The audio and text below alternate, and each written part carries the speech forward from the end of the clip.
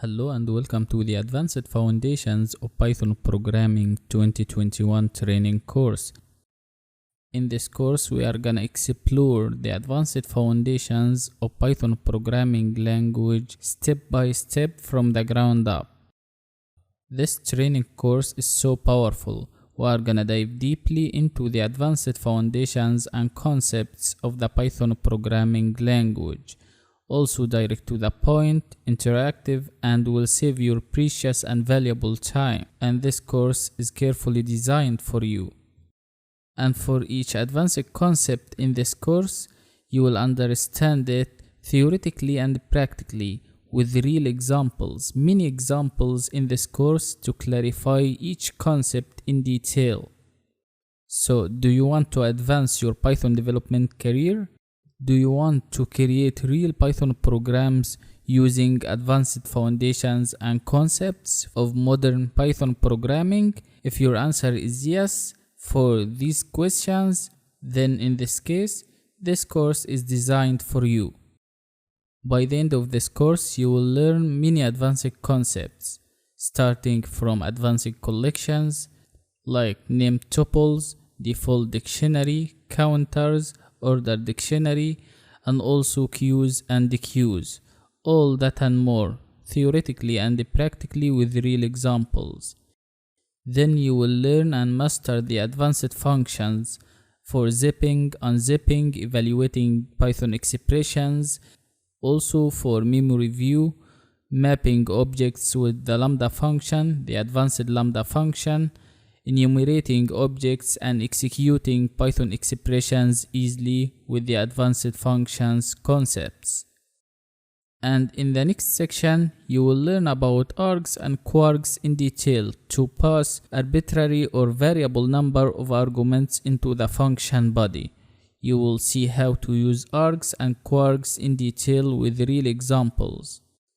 Also, you will master all about iterators and iterable objects in Python programming language from the ground up to iterate over sequences using different techniques with tips and tricks.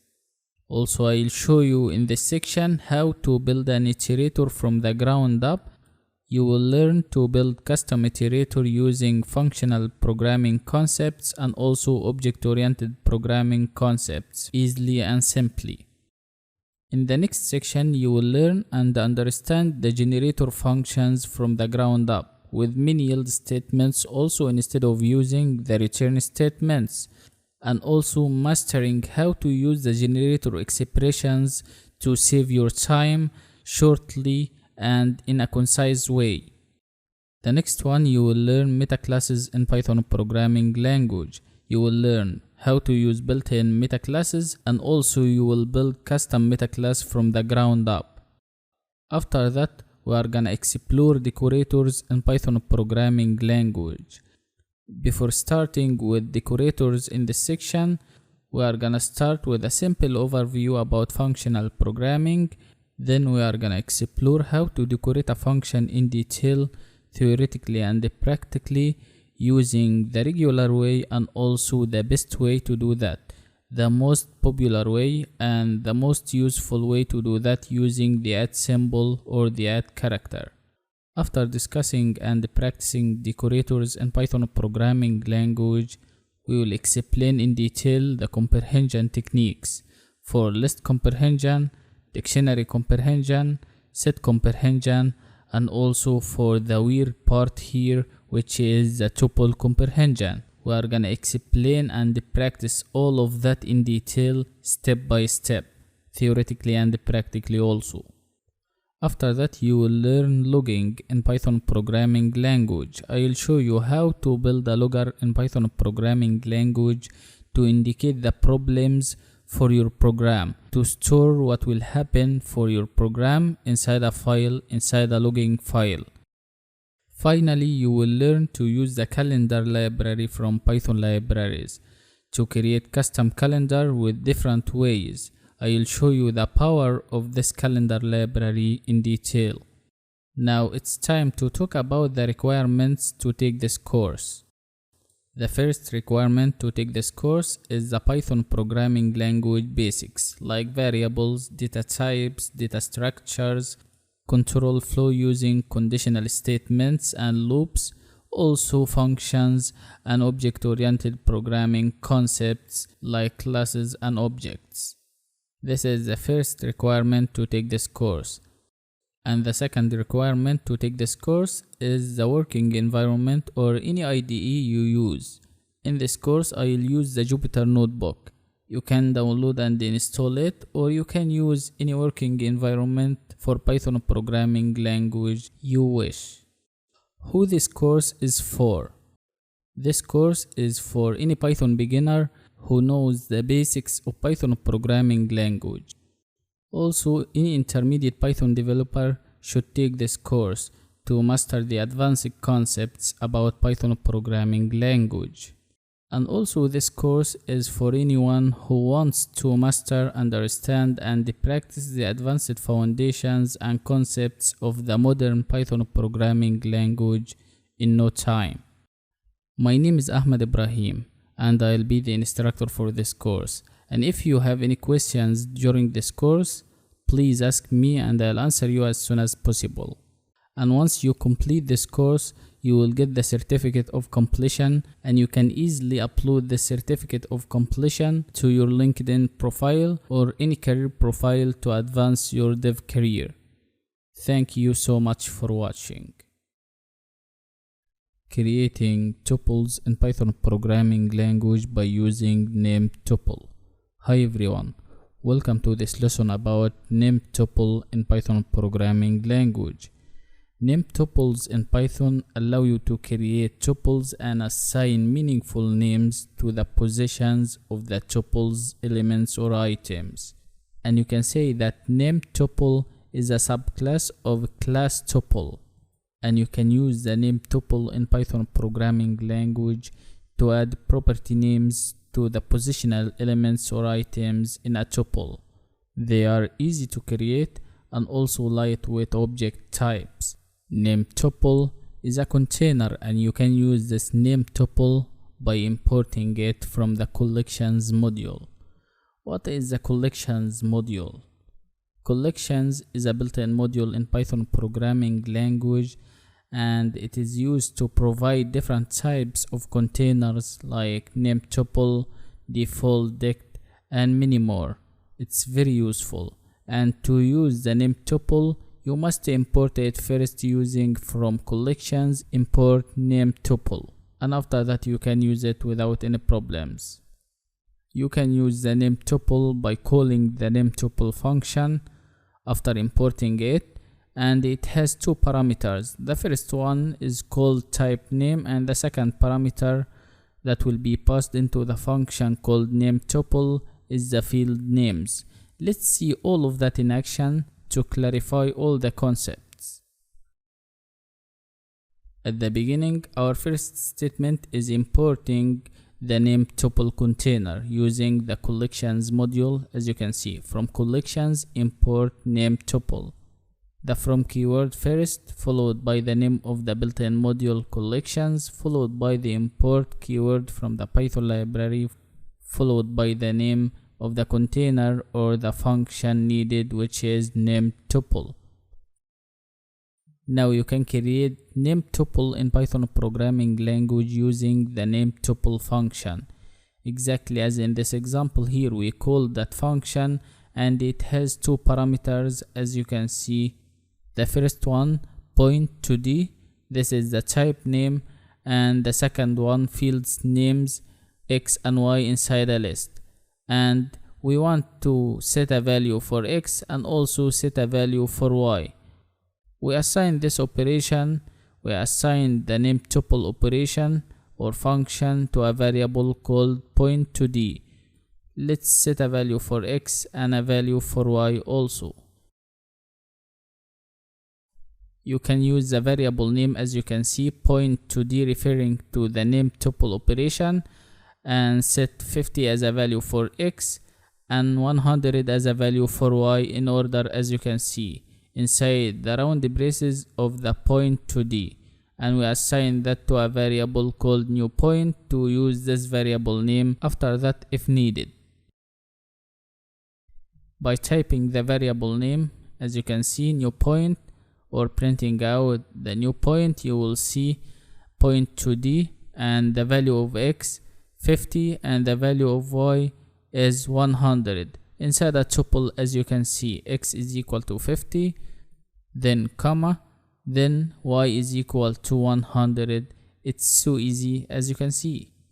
In this example, by using the name tuple function, we created point2D class, as you can see, and the value of x is equal to 50 and the value of y is equal to 100.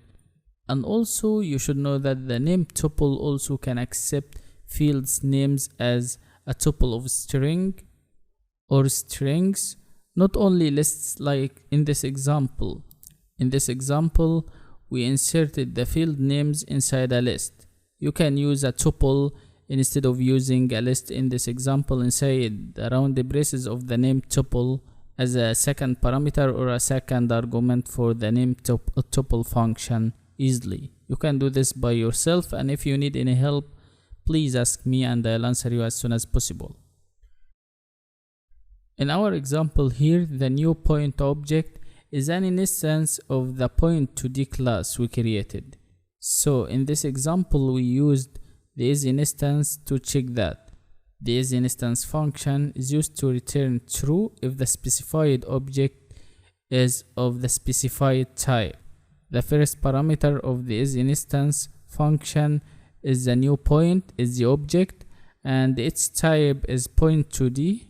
In this case, is equal to true because point2D is a tuple, and also for the next one, new point object type is tuple, and the output is true. In this case, a boolean value also.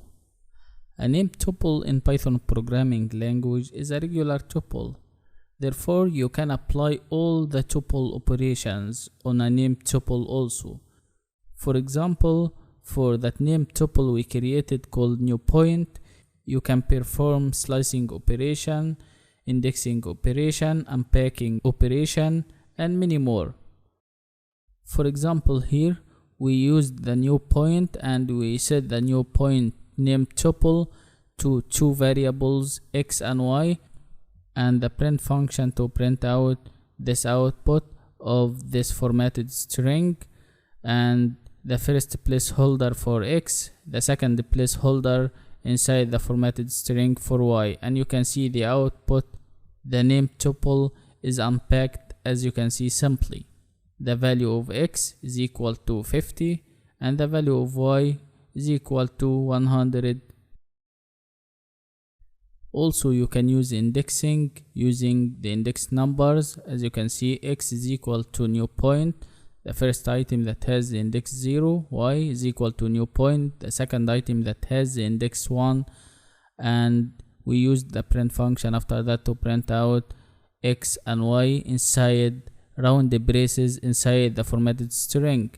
We used the index numbers in this case to insert these items inside a tuple by using the placeholders for x and y inside the formatted string surrounded by round braces for a tuple. You know, tuple is an iterable object, so you can iterate over a tuple. You can iterate over the new point tuple using the for loop. For item in new point, we started the for loop using the for keyword followed by a variable, and that variable will represent the first item in the tuple. Then after displaying the first item or the variable called item will represent the second item, and this is the last item, so the program will break after 100 in this case. And the print function you can see inside the for loop to print out item. You can name it any name instead of item if you wish. You can call it, for example, I, N, var, or anything you wish. There is an important argument for name tuple function, and this argument is called rename. And that rename argument allows you to rename invalid field names in name tuples. We have another example here. The type name in this case is new circle, and the field names center X, center Y, and radius. And the name tuple in this case has an argument called rename, and its value is true in this case. If you use the rename argument, as in this example, the name tuple function automatically renames the radius, the underscore radius, to a valid field name. So you will not get any error here. And for this example, to find the field names of this name tuple we created called new circle, you can use in this case the fields class property to do that. Exactly as you can see, the name of the tuple or the name of the name tuple new circle refers to the name tuple followed by the dot notation followed by underscore fields to get the fields names for this name tuple easily, and the print function to print out the output, and you can see the fields names inside a tuple. The first item is center X, the second item is center Y, and the last item for the radius. And in Python programming language, the name tuple function changes the radius, the underscore radius field, to underscore 2 automatically. Thank you so much for watching. The default dict subdivision in Python programming language. Hello everyone, welcome to this lesson about the default dict to create a dictionary in Python programming language. The default dict from the collections module is a subclass of the dictionary class. It's a submodule of the dict class. And the default dict function from the collections module is used to provide a default value for the key that doesn't exist. The default dictionary never raises a key error. You will not see a key error in the output if you use the default dict instead of using the regular dictionary. For regular dictionaries in Python programming language, if you want to access a key or a keyword that doesn't exist inside the dictionary, you will get the key error. So to solve this problem, you can use the default dict function from the collections module. You must import it first using the statement from collections import default dict to import the default dict function from the collections module, and that module called collections provides some useful containers like default dict in this case, and also order dict and many more. This is a useful module, a useful built-in module from the Python library. And the syntax for the default dict function, you can call it only by using its name, and you can see the parameter will be the default factory. What is the meaning of the default factory? It's a function returning the default value for the dictionary defined. Let's see all of that in action. You can see here we have an example, and this example shows a simple dictionary we created called new dict. This is the special name for that dictionary. You can insert or you can call it any valid name you wish, and we used the dict built-in function to create an empty dictionary here. And you can see in this case, if you want to access the key called for or the key for from inside the dictionary, you will get key error. This key doesn't exist inside the dictionary here. This is about using the normal dictionary. But if you try to use the default dict, you can solve this problem. You can get the default value. Let's modify this by using the default dict function. Let's solve this problem.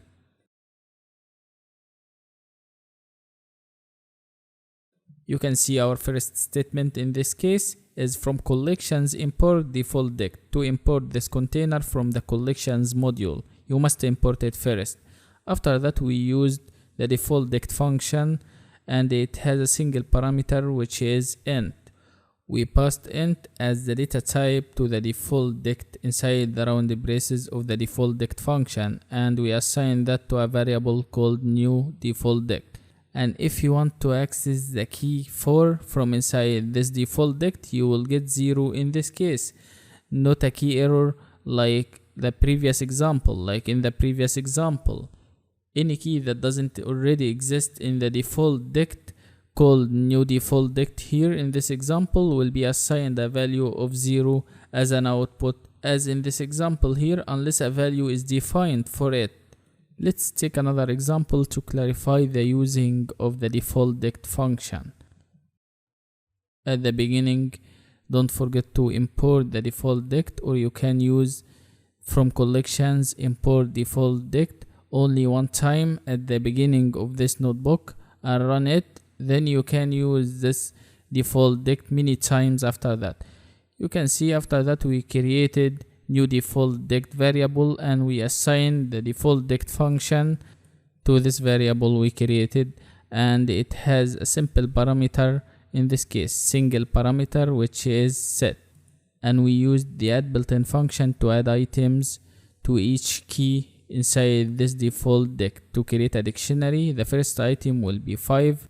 The value for the first key will be 5 and 5 as a string data type, then comma, then another 5 which is integer number data type. This is a set. This set is the value of 5. Then in the output you can see 10 and its value is 10 integer number and 10 string data type, and you can see 15 and its value is an empty set because we set this empty key, this empty item here inside the default dict. 15 is an empty key. You can use the default dict like this example, and you can see the same key has two different values, string data type and also integer number inside a set. We added these items to the default dictionary using the add built-in function by calling it, and you can insert or you can pass the value for each key as a parameter for the add built-in function, and the default factory or the function is set to create a set inside the parentheses or inside the round braces of the default dictionary, and you can see each value is inside a set in the output, as you can see, and you can create a key with an empty value without any value like 15 in this example. The default dict is so powerful. And also in this example you can notice that we used the dict built-in function to set all the items inside a dictionary, and the print function to print out the result on the screen so easily. And you can do the same thing for list. You can set a list inside the braces or inside the round braces of the default dictionary or the default dict instead of using set. Let me show you that.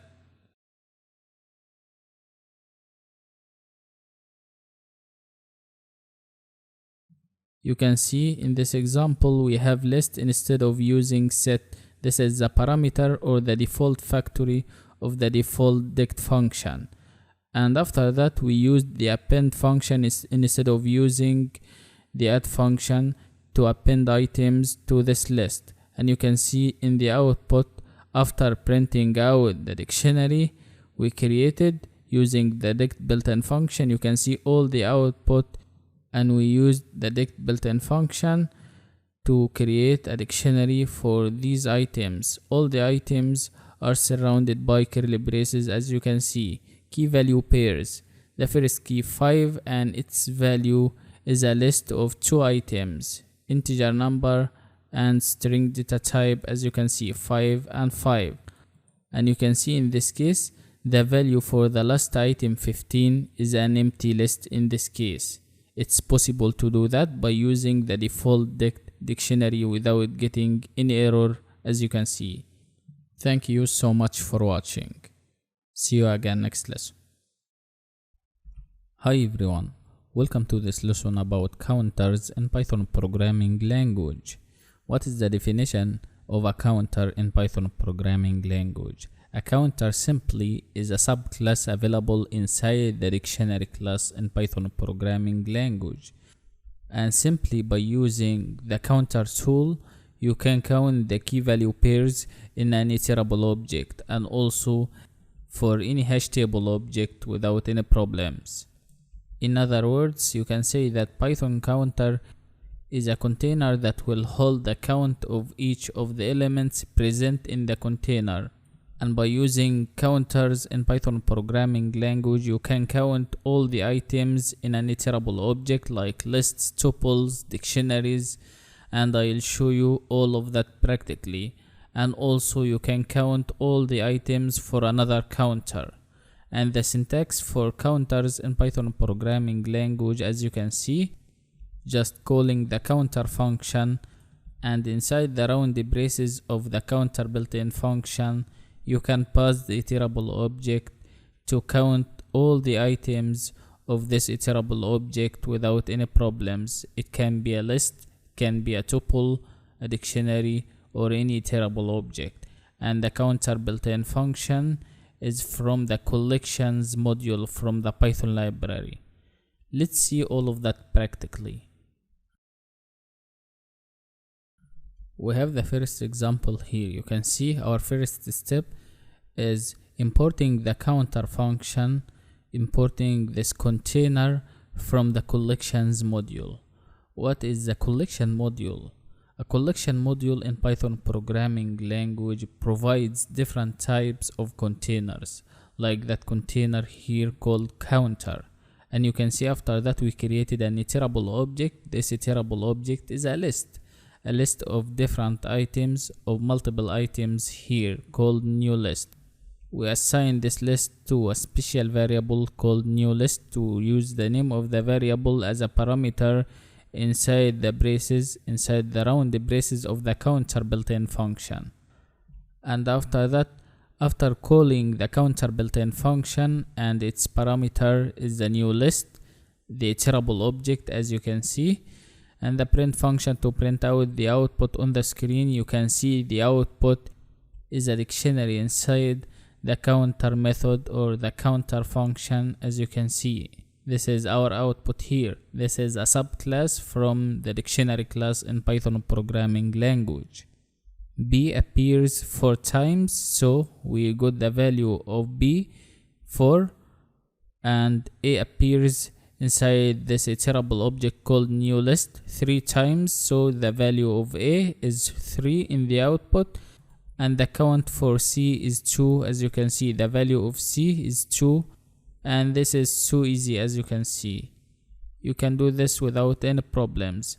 The count of each item from inside the new list, this iterable object, is inside a dictionary inside the counter method, as you can see, or the counter function in the output. The count for B is equal to 4, the count for A is equal to 3, and the count for C is equal to 2 inside the iterable object, inside the parameter of the counter function. String data type in Python programming language is an iterable object also, sequence of characters or collection of values. So you can use the counter to count the string characters, like in this example here, from collections import counter, or you can use this statement at the beginning of the Jupyter notebook one time only, but in this case we used it many times for each program. We used it for this program here, counter with string data type, and we created a string data type. Welcome to Advanced Foundations. This is a string data type. We assign this string data type to a variable name to use the variable name that belongs to this string data type. The variable name is called newStr, as you can see, and this is the parameter of the counter function. After that, we call the counter function and its parameter is the string data type. Welcome to Advanced Foundations. The variable name for this string data type inside the round braces of the counter built-in function, and the print function to print out the result on the screen. And you can see the output on the screen. The count for each item for this string data type, welcome to Advanced Foundation, is placed inside a dictionary inside the round braces of the counter function in the output. As you can see, O, the count of O is 4, so the value of O is 4. E, the value of E is equal to 3, and so on. You can see this is very simple. you can insert another string data type instead of using this string data type and see the difference in the output simply. Our first example is using the counter built-in function with a list. You can add another item to this list as in this example here, and you can see this in the output. You can see the count for the new item in the output also, and the counter container is updated as you can see in the output. This is another example here for using counter with a list with this iterable object list of items. We inserted D and the count of D is equal to 1.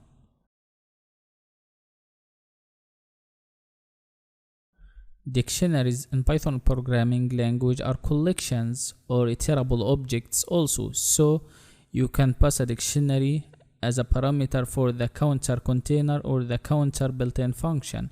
As in this example here, after importing the counter function from the collections module, you can see we created a dictionary called newDict, and it has 5 items as you can see: A, B, C, D, and another D. All that inside the curly braces. This is the syntax of a dictionary: key value pairs inside curly braces. And after that we call the counter built-in function, and the parameter in this case the name of the dictionary, which is newDict, inside the round braces of the counter, and all that inside the round braces of the print function to print out the output for this operation on the screen. And you can see the output after hitting shift enter or shift return to run this cell to show the output without any problems. And you can see the output here. And dictionaries in Python programming language cannot include duplicate keys like in this example, so the output will be like that: D and its value is 4, then C and its value is equal to 3, B and its value is equal to 2, and the last one A and its value is equal to 1. This is our container here. Try to remove the last D from this dictionary and notice the difference between them by yourself. Tuples in Python programming language are iterable objects. So we have an example here, we have another example to use the counter built-in function with a tuple. We created a tuple as you can see: apple, banana, cherry, apple, apple, banana, fig, cherry, all that inside the round braces, the main syntax of a tuple in Python programming language. The name of the variable referring to this tuple is called newTuple, and we passed this tuple as a parameter into the counter function. Inside the round braces of the counter function you can see the name of the tuple newTuple and the print function to print out the output on the screen. And you can see apple and the count of apple is equal to 3, banana and the count of banana inside the newTuple is equal to 2, cherry and the count of cherry inside the newTuple is equal to 2, and the last one fig, and the value of the fig key inside this dictionary inside the counter container is equal to 1. It's possible to create an empty counter container in Python programming language by using the counter built-in function and assign that to a variable, then use the variable name, and you can see an empty counter or an empty container. As you can see, it's a very simple process. You can create an empty container like that or an empty counter, and you can use the update method to add an iterable object to the container. Let me show you that in action. You can see here, by using the variable name referring to the counter built-in function, we used the update built-in function to insert or to pass hi Python iterable object or this string data type, this collection, as a parameter inside the counter built-in function. And you can see by hitting counting the name of the variable, you can see our container h and the counting of the h character 1, I, the counting of or the count of I character is equal to 1, and so on. This is so easy process, as you can see. Let's try another string data type. Hi, Python is fun. Now this is our string. Now by hitting shift enter or shift return to run this cell and run the counting cell after that, you will see our container is updated and the value of h now is equal to 2, the value of I or the count of I is equal to 3, all that inside a dictionary. The counter is a subclass of the class called dictionary in Python programming language, and you can see our counter container in the output here. You can create another string data type and use the update function to add this or to pass this as a parameter for the counter built-in function. Finally, if you want to delete an item from a counter or delete an item from this container, you can use the key name for the item that we want to remove. Exactly as in this example here, the del keyword to delete this item that has the key called D inside square brackets after the name of the dictionary or the name of the iterable object here, or the name of the variable referring to this iterable object. And you can see the item that has D as a key is deleted from the counter container simply. Thank you so much for watching. See you again next lesson. Order dict in Python programming language. Hi everyone, welcome to this lesson. What is the meaning of the order dict? Order dict is a subclass of the class called dictionary, and it is used to maintain the insertion order or the order that keys were first inserted in the dictionary. Simply, when we iterate over an order dict, items are returned in the order they were inserted for this dictionary or this subdictionary. And the regular dictionary in Python programming language doesn't track the insertion order. So if you want to track the insertion order for the items, you have to use the order dict function from the collections module. You must import it first using this statement from collections import order dict. By importing the order dict function, you can use it to create an order dict in Python programming language to track the insertion order. Let's see all of that in action. You can see at the beginning here we have our statement from collections import order dict. We imported the order dict function using the import statement from the collections module, from this built-in module here. This is our container. We're gonna create order dict container using that function. Now this function is ready to use. First of all, this is a simple example to create a normal or a regular dictionary. This is a simple overview. Creating a dictionary in Python programming language is done by using curly brackets, and you can see key value pairs inside curly braces. And we assign that to a variable, this special variable name called new dict, and you can place any name or you can call it any valid name you wish. Try to put a descriptive name for the dictionary, and you can use the variable name new dict referring to this dictionary that has 3 items, apple, and its value is equal to 3. The first key name inside this dictionary is apple and its value is equal to 3. The second key name is banana. This is the second key and its value is equal to 7. And the last one, cherry, and its value is equal to 4. And to access the new dictionary or the new dictionary, use the name of the variable, the special variable, or this dictionary, and you will get the result exactly as in this example here. We got the same previous dictionary. Let's start using the order dict function from the collections module to create an empty order dictionary in Python programming language. You can see this example here. we assign the orderDict function by calling it to a variable. This variable name is called new orderDict, and you can use the print function to print out this new orderDict, as you can see, and you will get this empty order dictionary. So easy and so simple. You can use the previous dictionary called newDict, the previous regular dictionary, as a parameter for the orderDict function to create an order dictionary from a regular dictionary. Exactly as in this example here, we created an order dictionary from the regular dictionary.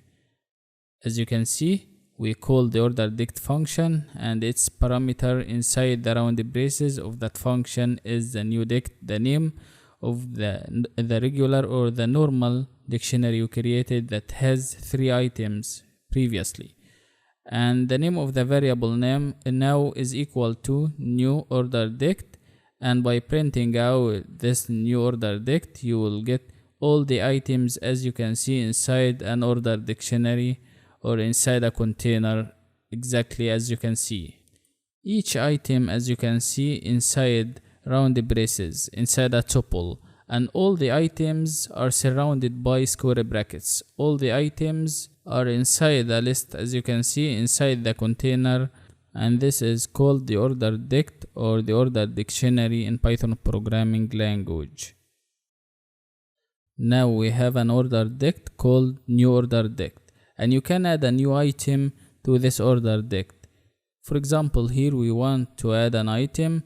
The key name is equal to fig or is fig inside square brackets, as you can see, after the name of the order dictionary. As you can see, new orderDict followed by square brackets and fig inside square brackets surrounded by single quotes, or you can use double quotes, and the value is equal to 5. You can set any value you wish, and you can put any valid key name you wish to insert it inside the order dictionary.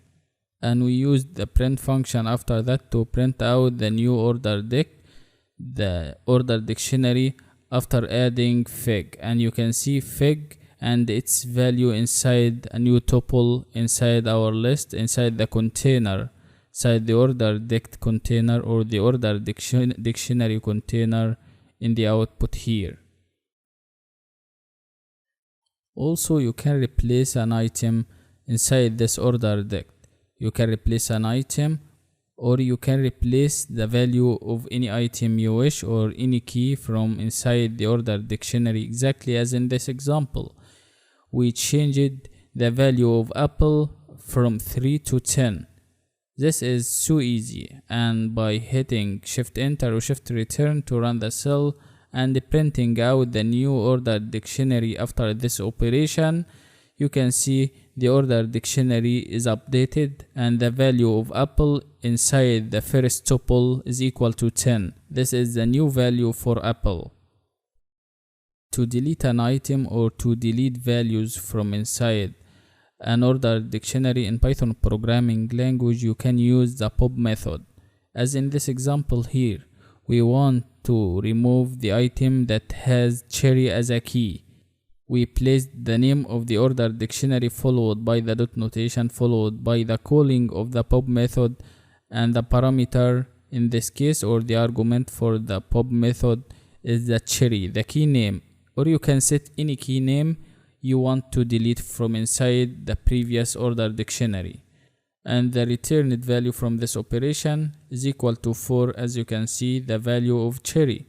And if you try to print out the new orderDict after that, exactly as we did here, you will see cherry and its value are deleted from inside the orderDict. This tuple referring to the cherry item is deleted. And you can delete any item from inside the order dictionary using the same way.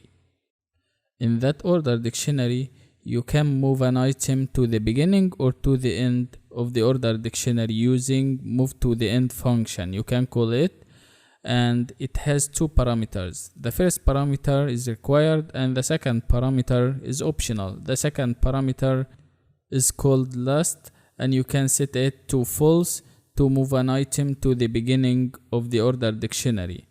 but the first parameter is required, which is the item, the key name. As in this example here, the name of the ordered dictionary, new ordered dictionary, followed by the dot notation, followed by the calling of the move to end function, and you can see the required parameter is the key name.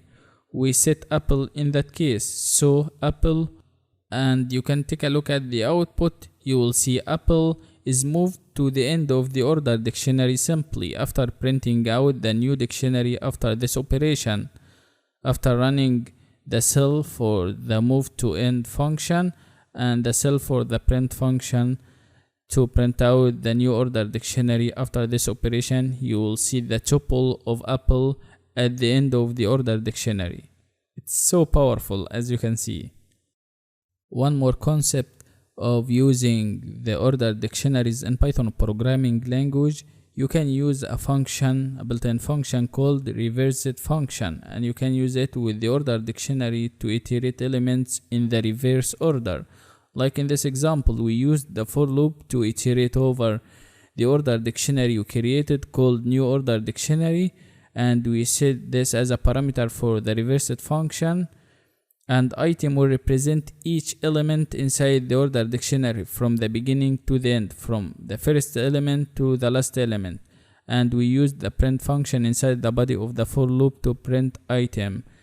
And you can see the output here: apple, fig, banana. The last item apple, then the second last item fig, then the first item banana. The reversed function with the ordered dictionary function is used to iterate over the elements in the reverse order, like this example here. Queue in Python programming language. Hi everyone, welcome to this lesson about queue in Python. Queue is a built-in library in Python programming language, and you can use that library to create a list that uses the first in first out rule. You can create a list in Python programming language by using the queue function from the queue library. By using this statement from queue, import the queue function from the queue library, and after that you can use the queue function to create a queue in Python. Queues are different from arrays and lists. Queues are not random access.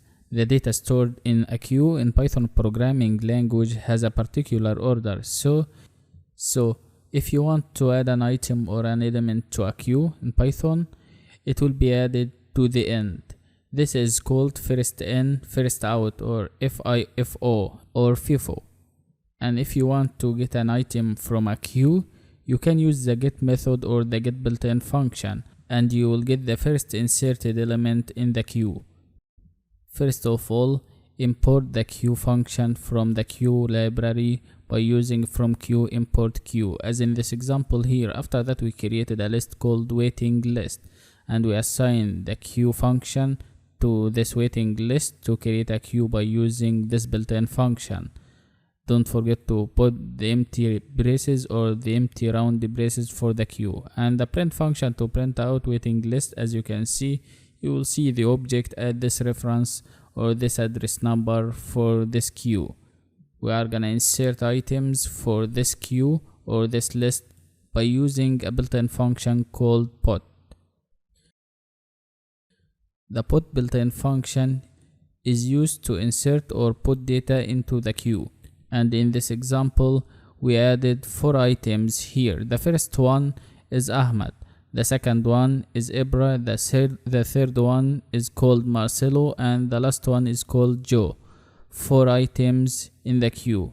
The first one is Ahmad. As you can see, we used the put built-in function, then we used the elements as parameters or arguments for the put built-in function after the variable name called waiting list, referring to the queue built-in function.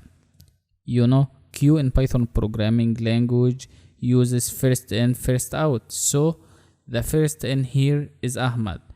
So if you want to get the items in order one by one, you will see the output in this case is Ahmad. The program will give you Ahmad, then Ibra, then Marcelo, and the last one is Joe. Let's use the get built-in function to do that by using the first in first out technique. You can see by calling the get built-in function for the waiting list only by calling it without anything else after the name of the variable referring to the queue built-in function. You can see the first one is Ahmad, and this is the meaning of first in, first out. First in is Ahmad, so first out using the get built-in function is Ahmad also. And if you try to use the get built-in function 3 more times, you will get Ibra, then Marcelo, then Joe, exactly as you can see.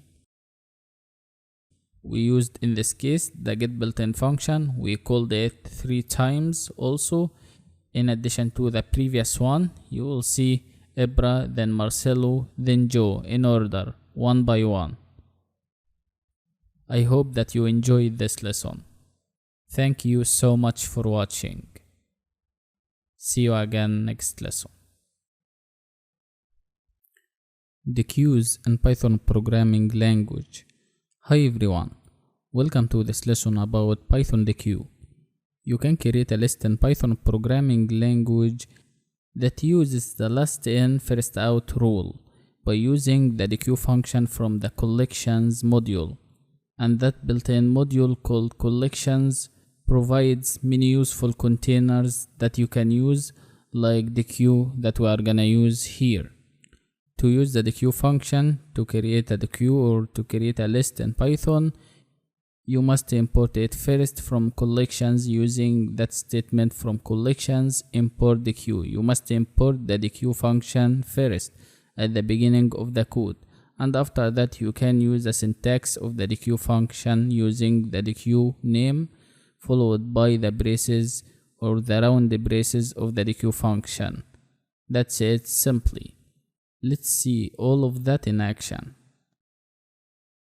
We have an example here. Our first example here has the statement from collections import dequeue at the beginning. You must import the dequeue function first, and after that we used that function by calling it to create a dequeue or to create a list in Python programming language. This is a container. We assign this to a variable called waiting list, and by printing out waiting list you will see an empty dequeue or an empty container. Let's use the append built-in function to append items to this list, to this an empty list inside this dequeue or inside this container here. You can see waiting underscore list dot append Ahmad. This is the first element in the list or in the container. Then the append function again, we called it again, it's a built-in function to add Fred. This is the second element in order, and also the next one is Ronald, and the last one is called Ibrahim. We added this item inside the list, inside the container called the queue here, and by using the print function to print waiting list. After that, after using the append function 4 times to add our 4 items, you will see this the queue here. Inside the round braces of the container, you will see a list of 4 items, Ahmad, then Fred, then Ronald, and the last one is called Ibrahim. If you want to remove an item from the beginning of this list from the left side, you can use pop left to remove Ahmad from the left side. We deleted Ahmad from the beginning of this list from the left side by using or by calling the pop left built-in function with waiting list, our dequeue name. Also, you can use the clear built-in function to clear the waiting list simply, as in this example here. We cleared this list or this dequeue, and you can see after typing waiting list, after clearing the waiting list, you can see inside the container or inside the dequeue we got an empty list. The dequeue is cleared. Thank you so much for watching. See you again next lesson. Zipping and unzipping values in Python programming language. Hi everyone, welcome to this lesson about the zip function in Python programming language. This function is used to return a zip object, and in other words, this function will return iterator of tuples. And the syntax of the zip function in Python programming language, exactly as you can see, the zip function, you can call it using its name, zip, followed by braces, and you can place single iterator or two iterators or as many iterators as you wish inside the braces of the zip function and separate between them using commas. And you don't need to construct that function from the ground up.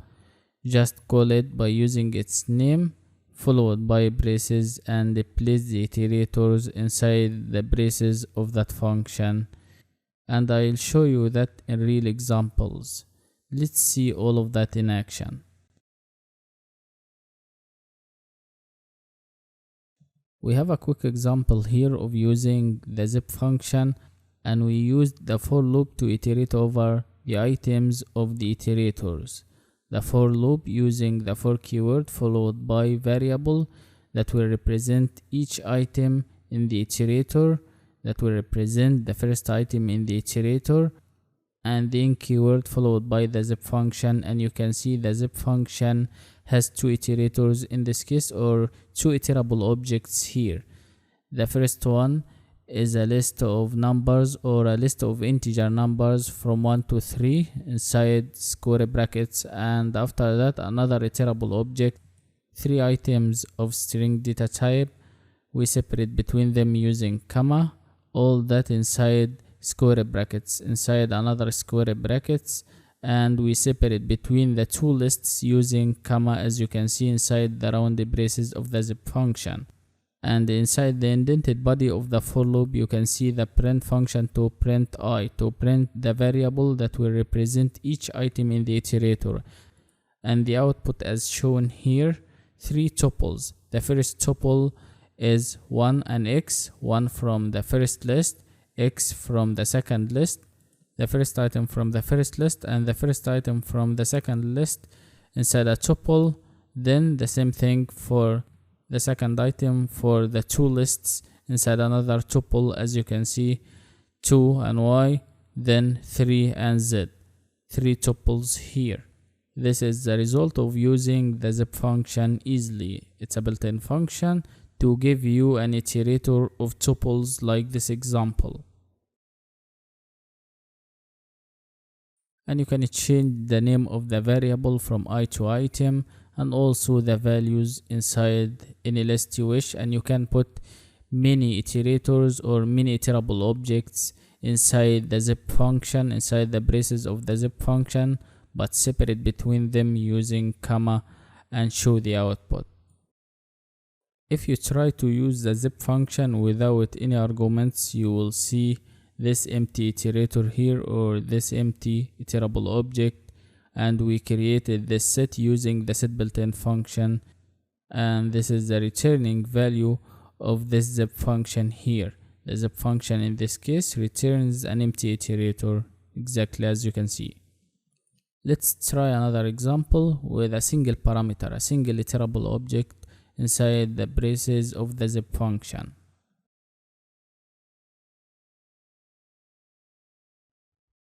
We have an example here. This example is for item in zip, and the zip function has a single parameter. This single parameter is iterable object, as you can see. This is a list of 3 items, 10, 20 and 30. All that inside square brackets inside the rounded braces of the zip function. Our variable name in this case is item, or you can name it any descriptive name you wish. You can name it n, y, x, anything you wish.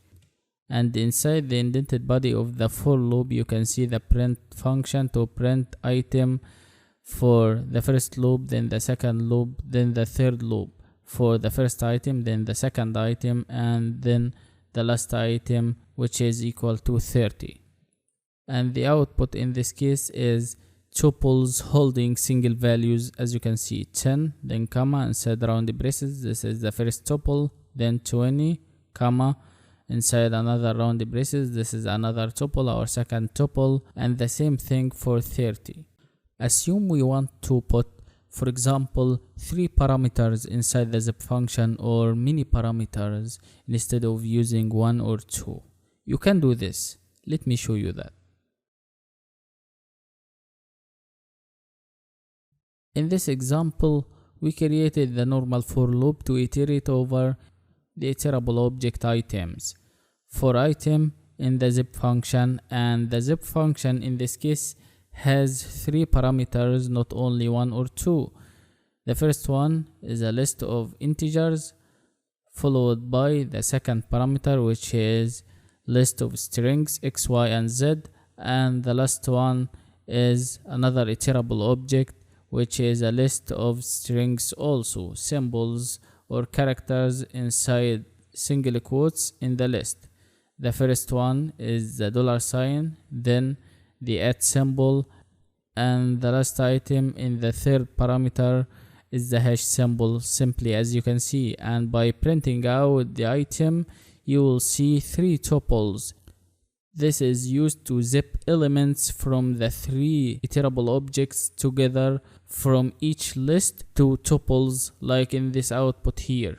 The first tuple has the first item from the first parameter or the first list, 10, then the first item from the second list, x, then the first item from the third list or the third parameter, which is the $sign, as you can see, and so on. And if you want to surround the returning tuples with curly braces, you can use the built-in function called set for this job.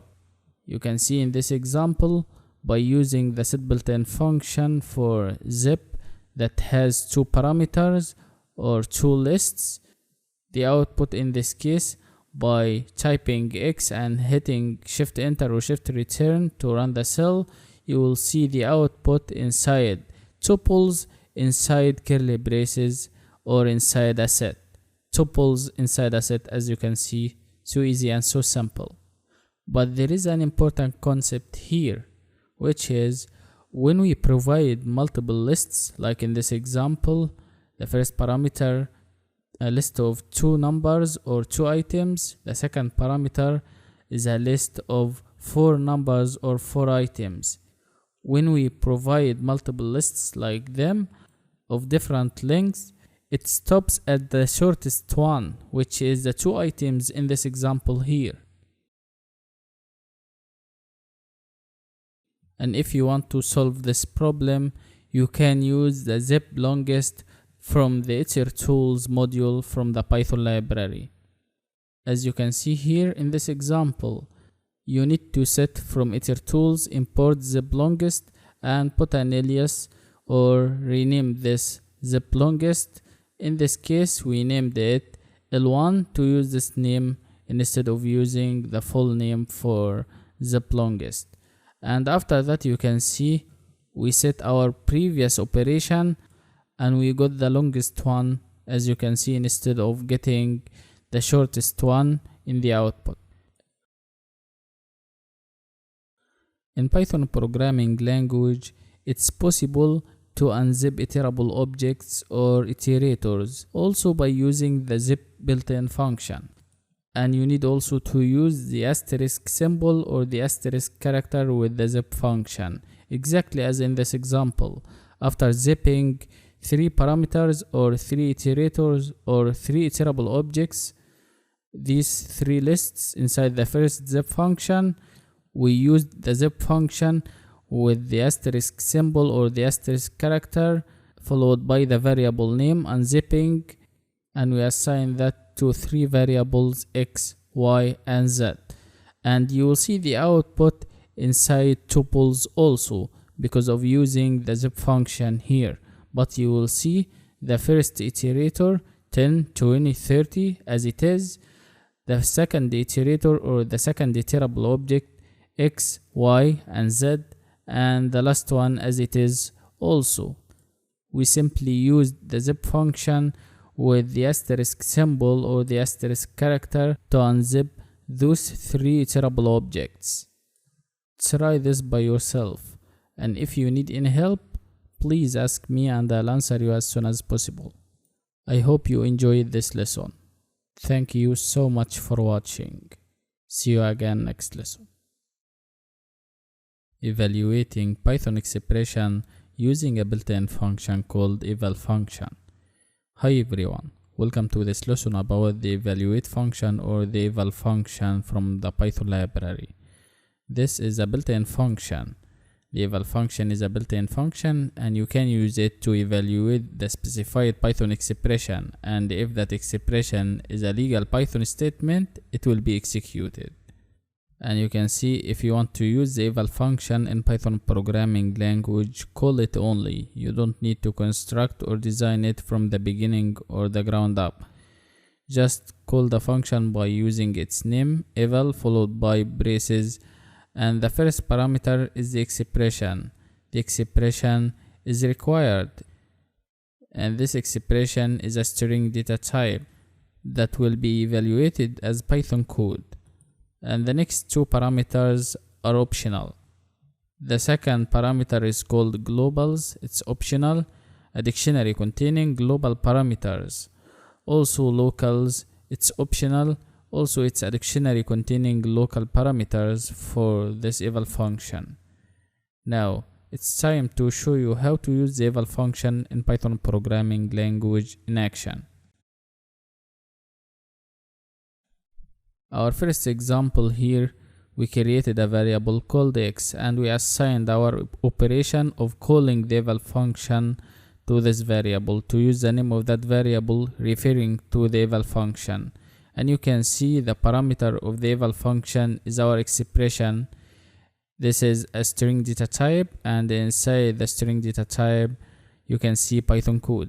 10 to the power of 2 is equal to 100. By printing x you will get 100, and you can try any number or any Python code using the same way. It's very easy. As you can see, you don't need to construct the eval function from the beginning or defining it. It's a built-in function or predefined function, so you can use it by using its name directly. Assign that to a variable and call the variable any valid name or any meaningful name as you wish, and print out this variable to show the result. The next example is calling the eval function without any variable. And the expression for the eval function in that case is this string data type to execute the Python code sum, and in between the parentheses or the braces of the sum built-in function you can see a list of 5 items of integers to get the sum for these values, and the sum for these values is 150 or 150. The eval function is used to evaluate this expression or this Python code in between single quotes, or you can use double quotes as well in between the rounded braces of the eval function. You can use it directly like that. One more example, you can see assign 10 to I. This is a variable and its value is equal to 10.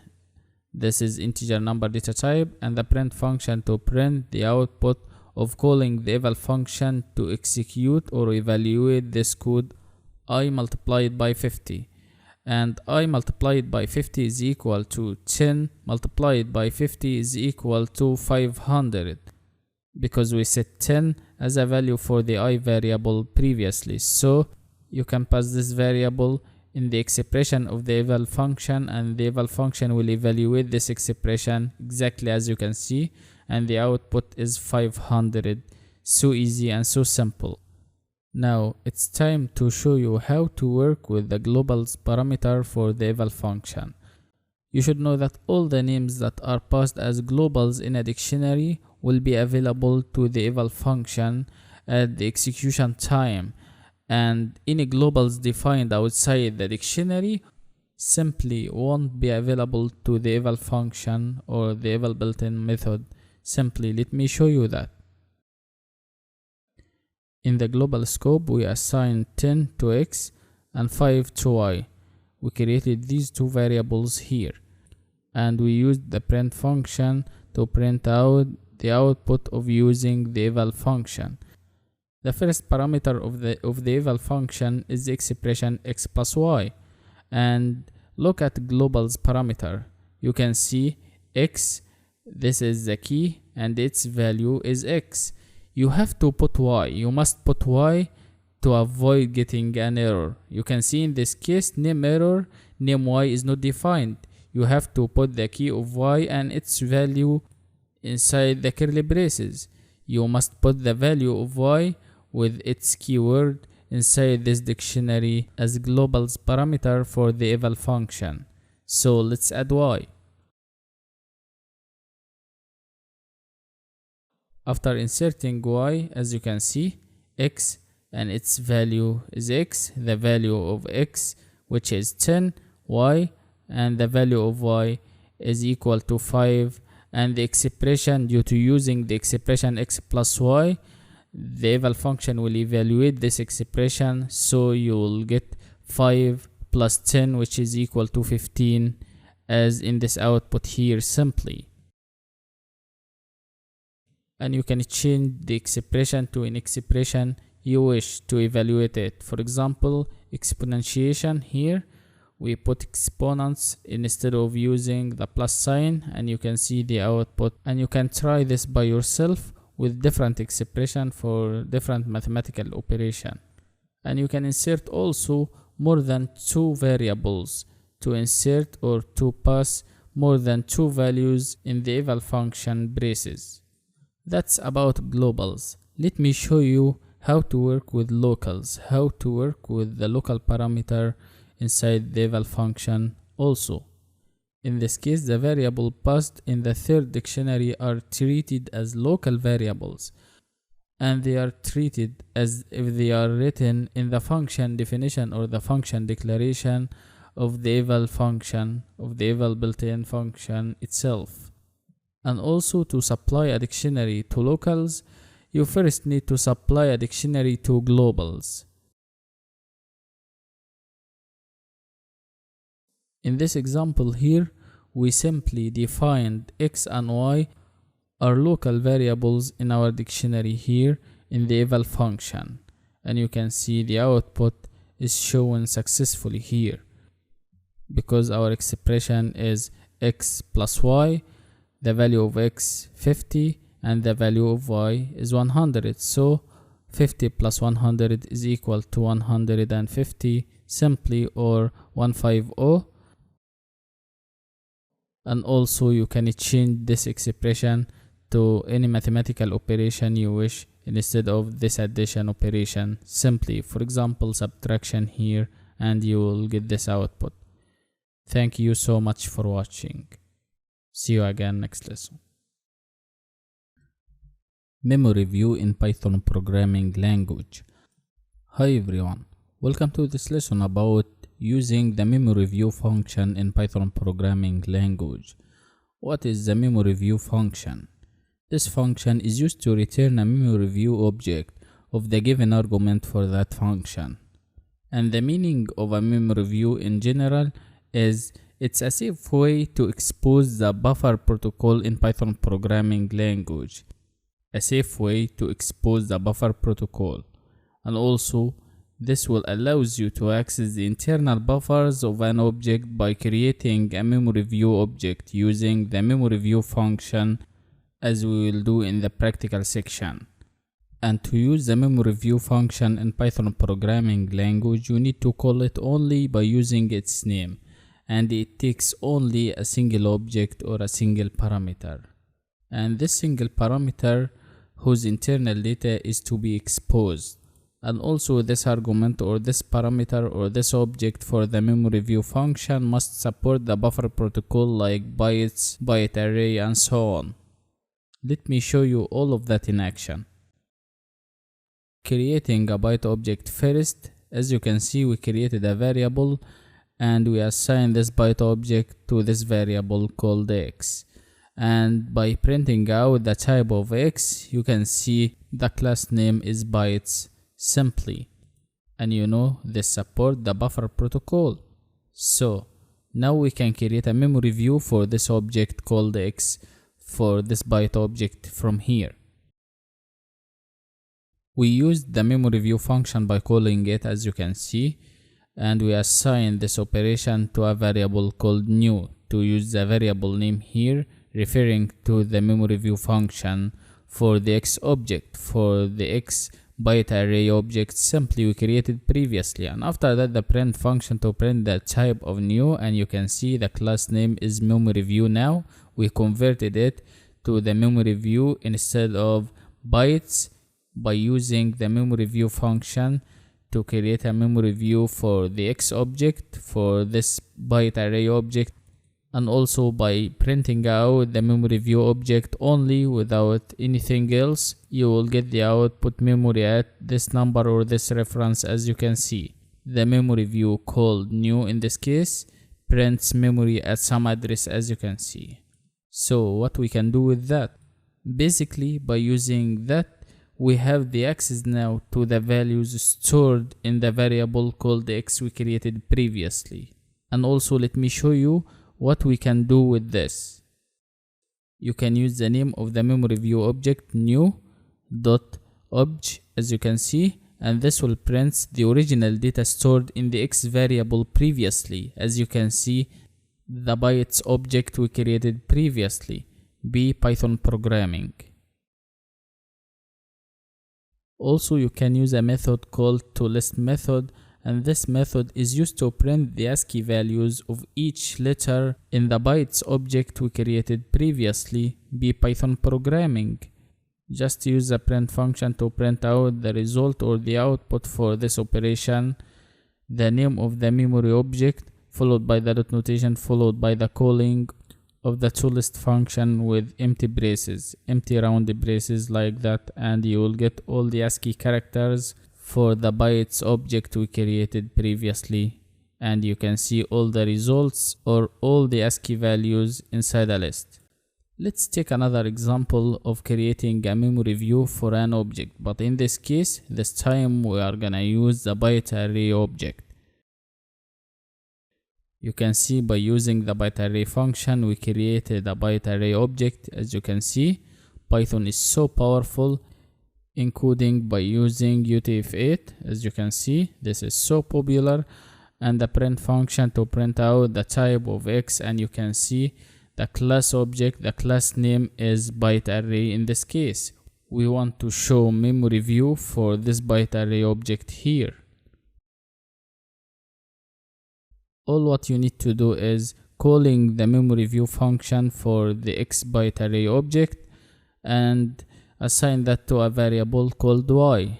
Y is the memory view or the memory object now for the X byte array object, and the print function to print y after that, and you will see the memory at this address or this number here. And if you try to use the index numbers to get any value from this memory view object, you will get the ASCII value of it. So we got in this case for y and 4 inside square brackets, we got 111. This is the ASCII value for the character. After that, we used the char function to get the value at the particular index to get that character. As you can see, this character in this case is the O character. The O character inside Python is so powerful, has the index of 4 simply. Now, what can we do if we want to convert from byte array to bytes? We want to convert a byte array object to bytes object or bytes type. To do that, you can use the 2bytes function. Let's see that. As you can see in this example here, we call the 2bytes function to convert y from memory view from byte array to bytes, and we assign that to a variable called new. So if you want to print out the type of new after this statement, after new is equal to y.bytes array with empty braces, you will get the type of class, which is class bytes, the class keyword followed by the name of that class, which is bytes. Now we converted the type of y now using the 2bytes function from byte array to bytes simply. And you can use the print function to print out new now, and you will get this bytes object. B Python is so powerful. Let's try another one. Let's take another example. You can see here we used the memory view function simply, as you can see, and this function has bytes object, as you can see, and we assign this operation to the variable called x, and after that we want to access the fourth item of x. We want to get the ASCII value for the fourth item from the previous object, and by printing out y you will get the ASCII value, and by printing the type of y you will get the type of y. The type of that number or that value is integer number, so the class name is int, referring to integer numbers in Python programming language. So we got two results here. The first one for printing y, this is the ASCII value. The first one is 55, the ASCII value of 7, and the type of that is integer number data type. The class name for that type is int, integer number data type, so we got class int inside tags, as you can see in the output. Also, you can use the slicing operations with index numbers to get the ASCII values between two ranges, exactly as in this example here. From x we want to access values, the ASCII values from the index 3 to the index 11, but the last index is not included, so the last index will be 10. And in this case, by printing out y, we got just a reference memory at this address, as you can see, or this number inside tags. You need to change y to bytes using the 2bytes function, exactly as follows. As you can see, we converted y to bytes, and you can see the output simply. And you can get the same result also by using the bytes function for y to change y to bytes object. As you can see, in this case we got the same previous result, bytes object. This is our output. Finally, you can use the list built-in function or toList function also. It's a built-in function to get the ASCII values of this object we created. You can see here we used the toList built-in function for y to get the ASCII values for y in a list, and also you can do the same thing by using the list built-in function and place y as a parameter for that function, and you will get the same result. And you can see the output here for y.toList and also list of y. As you can see, they are the same. Thank you so much for watching. See you again next lesson. Mapping iterable objects in Python programming language. Hi everyone, welcome to this lesson about the map built-in function in Python programming language. This function is used to return a map object, which is an iterable object too. In other words, you can say that the map function is used to apply the specified function to every element or every item of the past iterable object, and this function will yield the result, and the result will be an iterator. And you can see the syntax of this function. The syntax of the map function, as you can see, you can call it only without any need to design it from the beginning or construct it using the def keyword. It's a built-in function or predefined function, so call it by using its name. And the map function has two parameters, as you can see inside the braces of the map function. The first parameter is the specified function, the function to be called for each element or each item of the specified iterable. And the second item is the iterable, and you can place one or more iterables separated by a comma, such as lists, tuples, and so on, any collections. Let's see all of that in action. Our first example here, we created a list called new list, and it has 5 items of integers 10, 20, 30, 40, and 50. The last item is 50. separate between them using comma, and all the items are surrounded by square brackets. The main syntax of a list: we assign this list to the special name called new list, and after that the specified function, we define that function here using the def keyword, and this function for addition, so we called it addition, and it has a single parameter as you can see, and the returning value back to the caller from that function is n plus 5. The value that will be passed into the function body, the value of n that will be passed into the function body plus 5. And after that you can see we used the map function by calling it, and it has two parameters. The first one is the specified function addition in this case, and the second one is the iterable object, which is our list of 5 items, the new list. In this case, every element of this list called new list is passed as a parameter to this function called addition, and the entire modified list simply is saved in a variable called myList here, referring to the map built-in function as an iterable.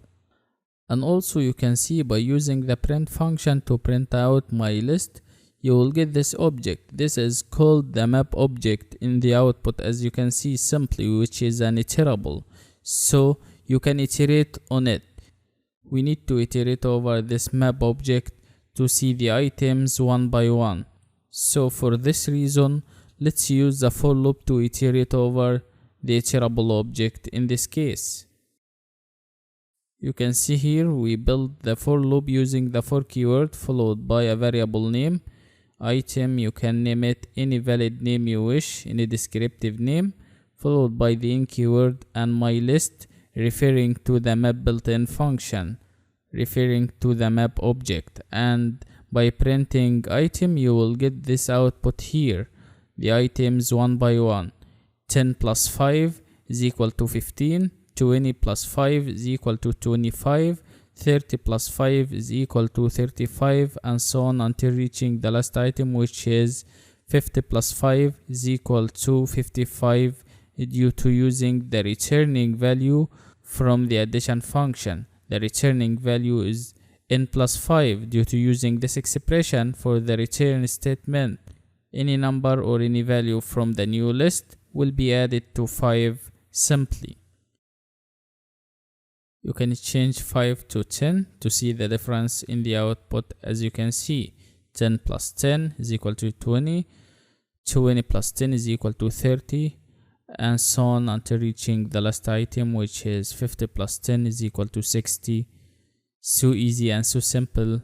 Try to do this by yourself and try to rename the variable of the for loop instead of using item, and also create another list and create another expression for the return statement and see the difference in the output.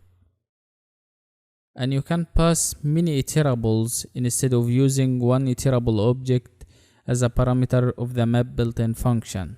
For example, here we have two iterable objects. Here we have two tuples. We defined a function called adding first, and it has two parameters, in this case x and y. And the values of x and y will be passed into the function body, and the returning value back to the caller from that function will be x plus y, the value of x plus the value of y. And you can see after that we created an object or a variable called myList, and we assigned the map built-in function to this myList. And the specified function is the first parameter of the map built-in function, as you can see. And the map built-in function in this example has two iterable objects. The first one is a tuple of two items, apple and watermelon, and the second iterable object also is another tuple, which is banana and fig, has two items also, as you can see. And we used the tuple built-in function to design a tuple based on these items. We are using in this example two iterable objects that are tuples, as you can see, and executing a concatenation function on them with the help of the adding function we designed. And instead of iterating on the map object of my list in this case, we are simply converting it into a tuple using the tuple built-in function, and we passed my list as a parameter of the tuple built-in function and the print function to print out the result on the screen easily and simply. Also, it's possible to use the map built-in function with anonymous functions in Python programming language, and these anonymous functions are lambda functions in Python. And we have an example here. After creating a list of 5 items called newList, we assign the lambda function with the map function operation to a variable called cubeIn, and simply, instead of passing a function that we defined previously as the first parameter of the map built-in function, in this case we are using a lambda function as the first parameter of the map built-in function, which calculates the cube of each element of the list we created here called newList, of each element from 5 to 30. And you can see the argument for the lambda function is n, the expression is n multiplied by n multiplied by n. The expression is the cube of n, and the iterable object we have here is the new list, our list in this case of 5 items of 5 integers. And the print function to print out this object, as you can see, this is a map object at this reference or this number here. And you can use the list built-in function to convert this map object to a list of cube numbers for the new list, and the print function to print out the result after this converting here by using the list built-in function to print out the cube of numbers for numbers from 5 to 30 for the numbers of the new list. You can see the cube of 5 is equal to 1 to 5 and so on until reaching the last item. Also, by using the lambda function, you can pass 2 iterable objects instead of 1 iterable object, and the specified function in this case is lambda function also. You can see we have 2 iterable objects here. The first one is numbers 1, it has 3 items of integers, and we have another iterable object or another list called numbers 2, it has 3 items from 40 to 60. And you can see inside the braces of the map built-in function, the specified function, the first parameter is the lambda function. And the lambda function arguments in this case are a and b. A for each item from the numbers 1, b for each item from the first item of numbers 2 until reaching the last item of numbers 2. And the expression for the lambda function is a multiplied by b. After that, you can see we have 2 iterable objects, numbers 1 and numbers 2, as you can see simply. And if you try to print out this output on the list or convert this output on a list, after that you will see the output is 10 multiplied by 40 is equal to 400, 20 multiplied by 50, and so on until reaching the last item, which is the result of multiplying 30 by 60 due to using the expression of the lambda function a multiplied by b. After converting the mapping object to a list using the list built-in function to convert the new result map object to a list, for this operation you will see the result here after printing out these values on the screen using the print function inside another list due to using the list built-in function. 10 multiplied by 40 is equal to 400, 20 multiplied by 50 is equal to 1000, and so on for the last item. As you can see, 30 multiplied by 60 and the result on the screen. So easy and so simple, and you can try to do this by yourself with many iterable objects, not only one iterable object. Thank you so much for watching. The enumerate function in Python programming language. Hi everyone, welcome to this lesson about the enumerate function. It's a built-in function from the Python library, And this function simply is a constructor method or a constructor function, and it is used to return an object of the enumerate class. This function is used to return an enumerate object for the given iterable, sequence, collection, iterator, or any object you pass into the function inside the braces of the function simply as a first parameter. And for the enumerate function, the returned object contains tuples for each item, for each element in the iterable object, that includes an index number and also the values obtained from iterating over the iterable object or the sequence or the iterator. The returned output from that function is a tuple for each item in the iterable object, as we said beforehand, with the index number for each value. And the syntax, as you can see, call the enumerate function without any need to design it from the ground up. It's a built-in function, so you can use it directly by calling it, and it has two parameters. The first one is the iterable object, and this first parameter is required, and the second parameter is optional, which is the starting point or the starting index. The default value for this is 0. Let's take some examples to clarify that, to see all of that in action. We have a list of 4 items here first. This list is called names, and we assigned a list of 4 items to this special name or this special variable to use this names after that inside our program. The first item is Ahmad, the second one is Ibra, the third one is Joe, and the last item in this list is called Marcelo.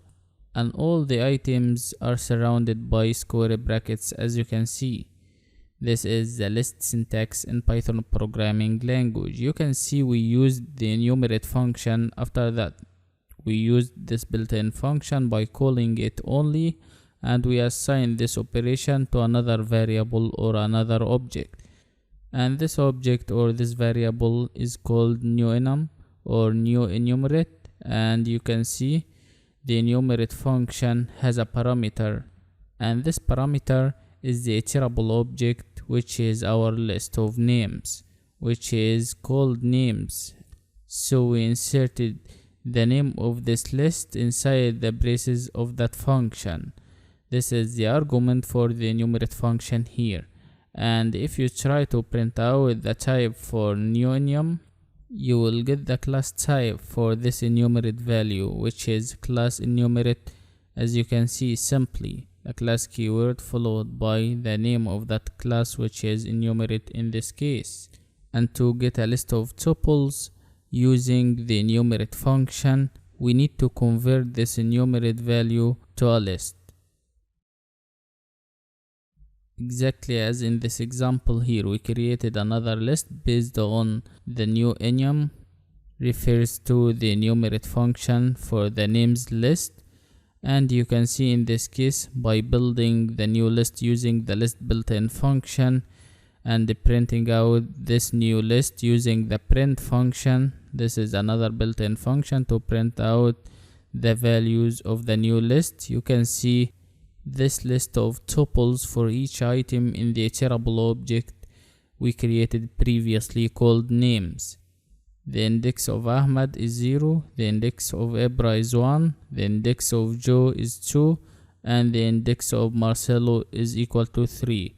And you can set the optional argument for the enumerate function or the optional parameter that is called start to set the starting index instead of using the default value, which is equal to 0 as in this example. For example, you can change the starting value to 10 to start counting from 10. So you can see the index of Ahmad is equal to 10, the index of Ibra is equal to 11, the index of Joe is equal to 12, and the index of the last item Marcelo is equal to 13, as you can see simply. And you can change the starting value to any number you wish to start from. Also, you can use the enumerate function with loops to iterate over an iterable object simply, and you will get the index numbers and also the names or the values. This example here also based on the names list we created previously. You can see we started the for loop using the for keyword, followed by two variables, the index using the index variable or the index keyword, and the second keyword is name. This is another variable for names in enumerate, and you can see in between the parentheses of the enumerate function is the parameter called names, refers to the names list we created previously. And inside the indented body of the for loop you can see the print function to print each index and each name.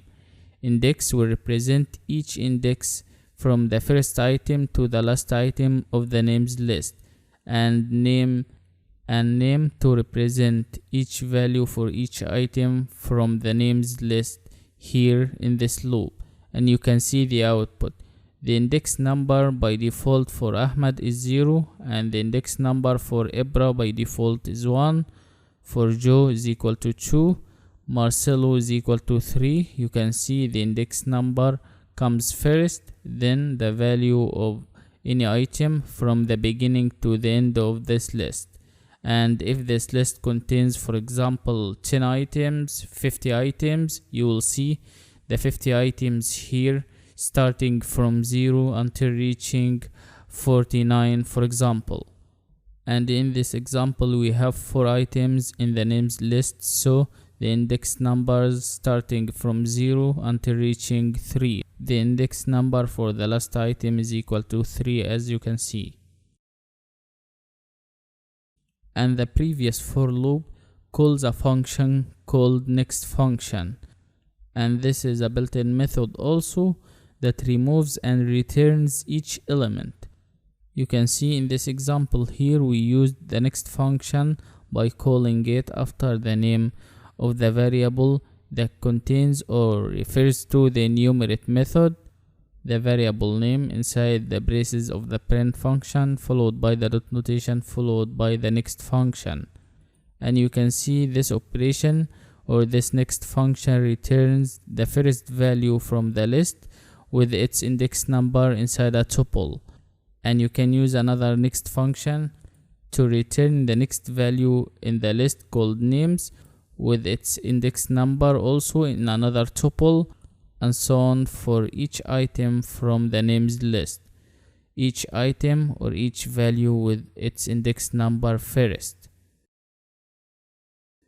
And you can see here we used the next function 4 times because we have 4 values inside the names list, 4 items inside this list. So by using 4 copies of the next function here, calling it 4 times, you will get the first value and its index number, the second value and its index number, and the counting for index numbers starts from 0 by default in this case, as you can see simply in this example. But if you try to use the next function one more time, you will get an error.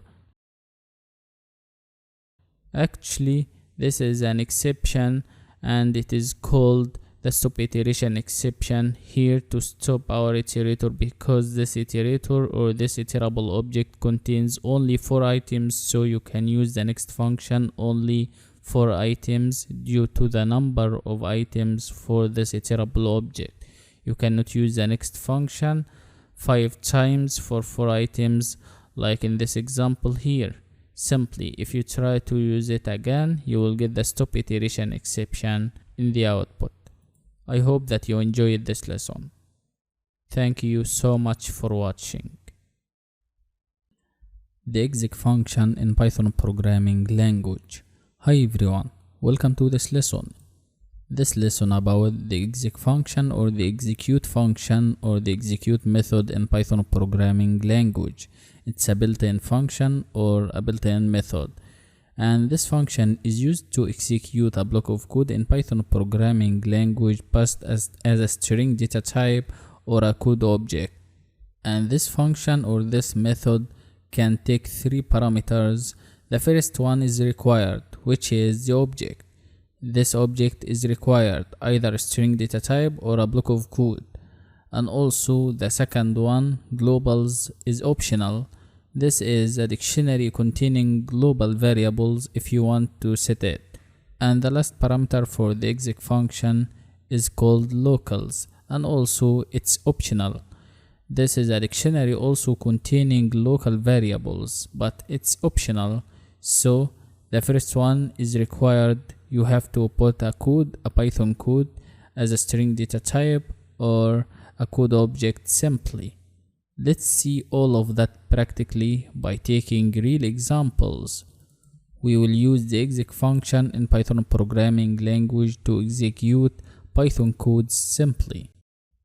The first example here, we have the exec function to execute this block of code or this statement, the print function to print hi there. This is a Python statement inside double quotes. This is the object that is passed into the function calling. You need to call the exec function only. You don't need to construct that function from the beginning or defining it by using the def keyword or anything like that. Just use it directly because it's a built-in function, predefined function, and the result of this operation is hi there.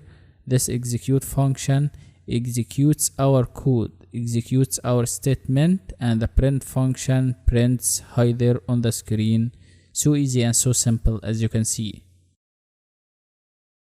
Let's see our second example. Our second example here, we created a variable called new code and we assigned multiple line string data type, and we inserted a code inside this multiple line string data type to this new code variable. And after that, you can see the exec function is used to execute the code related to the new code variable. The exec function executes x is equal to 10, then y is equal to 20, then the print function to print out x plus y equals, and comma, and after that the operation x plus y to add the value of x to the value of y simply, as you can see. And the execute function or the exec function here executes this code, so the output is x plus y is equal to 30, x plus y is equal to 10 plus 20 is equal to 30, as you can see. Let's try another one. You can use the input function to take an input from a user, and the code that is passed to the exec function can take a user input as an argument or as an object to execute it. We have an example here. This is the input function. Enter Python code here. This is our string in the input function braces, and the exec function after that to execute the inserted code related to the input function. And you can insert after that any code after enter Python code here string. You can insert any Python code in this box of the input function.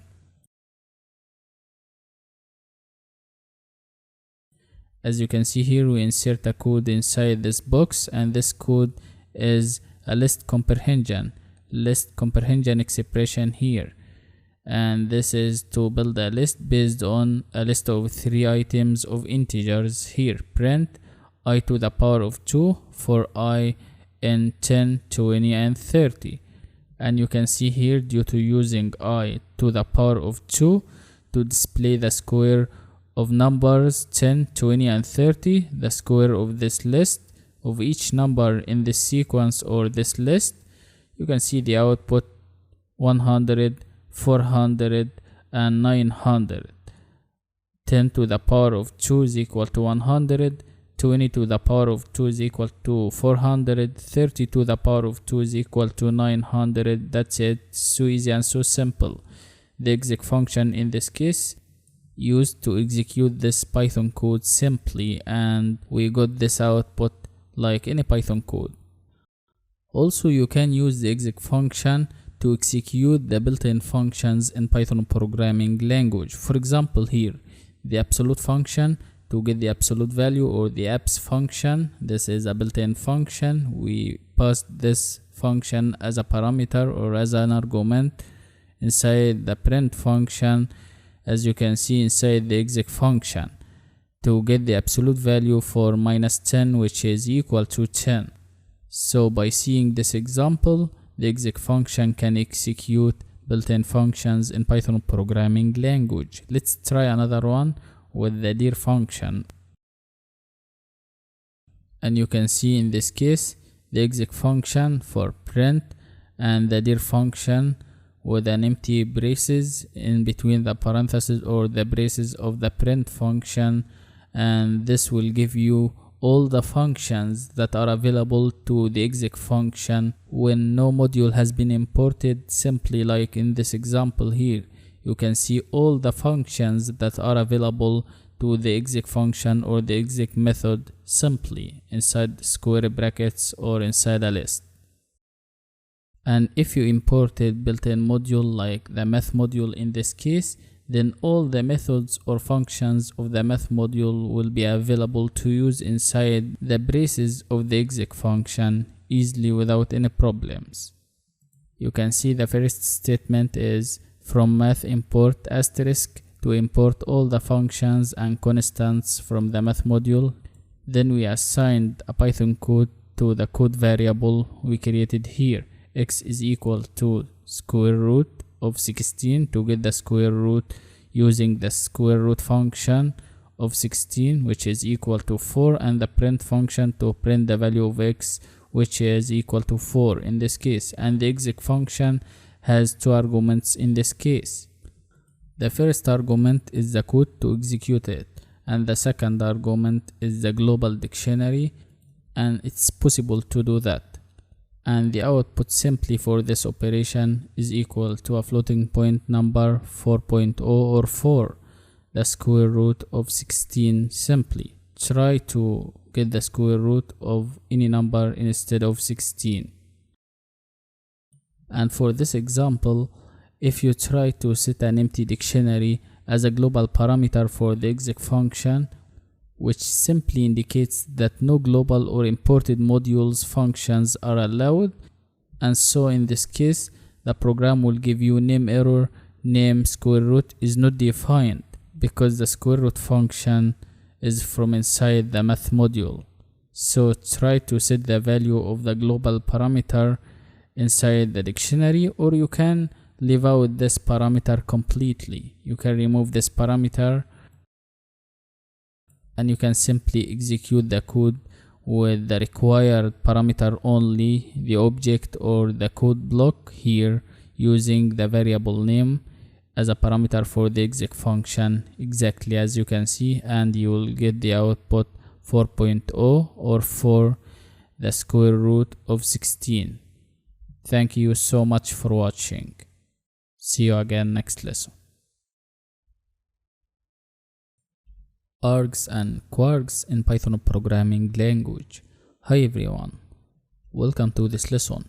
In this section we are going to be discussing args and quarks parameters in Python programming language. Let's start with args. Asterisk args.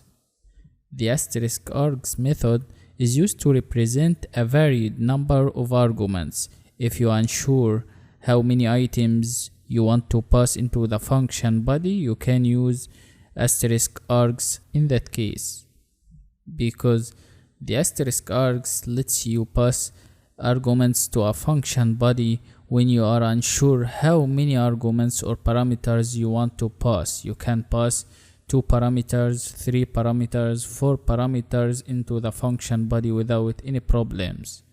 The next one that we are gonna talk about is quarks. In this section, the double asterisk quarks or method is used to represent an arbitrary number of arguments also that are passed into the function body, and the quarks keywords are stored in a dictionary inside curly braces. So if you want to access any value, you can use the key name for that value. In this case, you can access each item by referring to the keyword you associated with an argument when you passed many arguments using quarks. To make everything clear to understand, let's see how to use args and quarks in action by a real example. Put the asterisk args as a parameter for a function. We created a function here. We defined that function using the def keyword. This is a user-defined function, normal function called addition, or you can name it any valid name you wish. Try to put a descriptive name for your function. And you can see inside the body of that function, result is equal to 0, and we started a for loop for x in args to iterate over the args elements. And you can see the body of the for loop result is equal to result plus x, and the print function after that inside the addition function to print the result. This program simply will add together the values of multiple arguments that will be passed into the function body using the asterisk args. And this is a simple program for addition. This program will perform a mathematical sum without having to use a plus sign for each value that we want to add here in this example. Now let's call this function to calculate the sum of multiple values. After designing this function called addition, you can see we called that function 2 times. You can take a look at the first calling for the addition function. We passed 10, 20, and 30 into the function body, multiple arguments, multiple values as you can see, using the asterisk args will be passed into the function body. And the result for this operation is equal to 60 due to adding 10 to 20 to 30. And we have another calling for the addition function also with 5 items, not 3 items, 1, 2, 3, 4, and 5.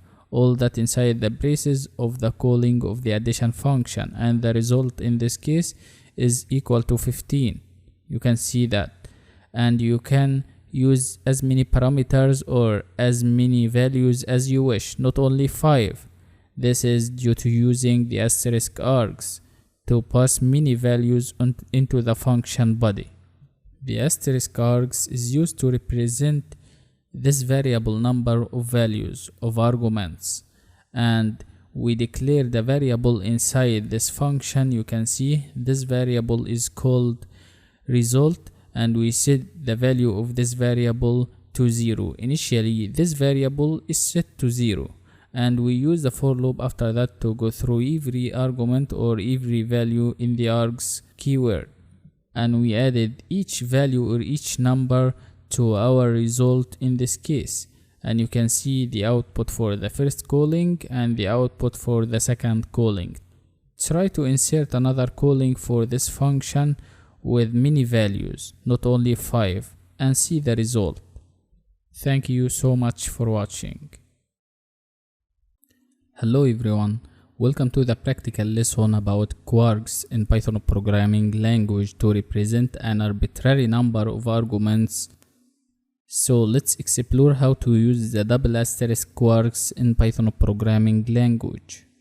You can create a function like this example here. This is called the new order function, and this new order function takes quarks, double asterisk quarks as a parameter, and the arbitrary or the variable values for quarks will be passed into the function body. So we need to call this function to pass values into the function body. We simply created this program to display the information or the data about a customer order at a coffee shop. Let's call this function, let's call the new order function, and we are gonna pass 3 arguments for this function into the function body. You can see this is the calling of the new order, and it has 3 arguments here in the round braces of the calling of that function. And the arguments, as you can see, are sent to our function called new order as a dictionary. The first key is called T and its value is green. The second key is price and its value is 1.8. The last key or the last argument is the size, and its value is medium, is equal to medium. As you can see, this dictionary is passed into the function body, so the program will print this dictionary on the screen like this output here. After hitting shift enter or shift return to run the cell for the calling of the new order function, you will see the full dictionary as an output. Now let's complete our function here. We are gonna start the for loop using the for keyword for key and value to display every item, every key and its value.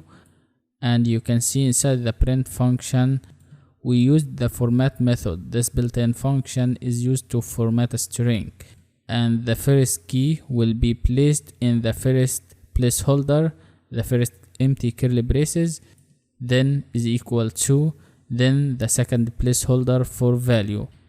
This is for the first item. Then after displaying the key and is equal to and its value for the first item, the program will represent the second item due to using the for loop, key and its value, and so on. As you can see here, this is the output. T is equal to green, price is equal to 1.8, and the last one size is equal to medium. This is our simple program here. You can do this easily by yourself. Inside the parentheses of the print function, you can insert another text or another string instead of using is equal to, and also you can call this function with many parameters or many arguments instead of using 3 arguments here. Inside the braces of the calling of this function, let's add another argument to see the difference in the output.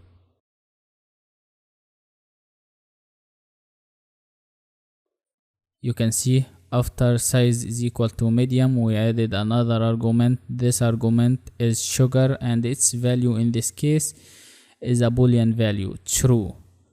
Boolean value in Python programming language represents true or false.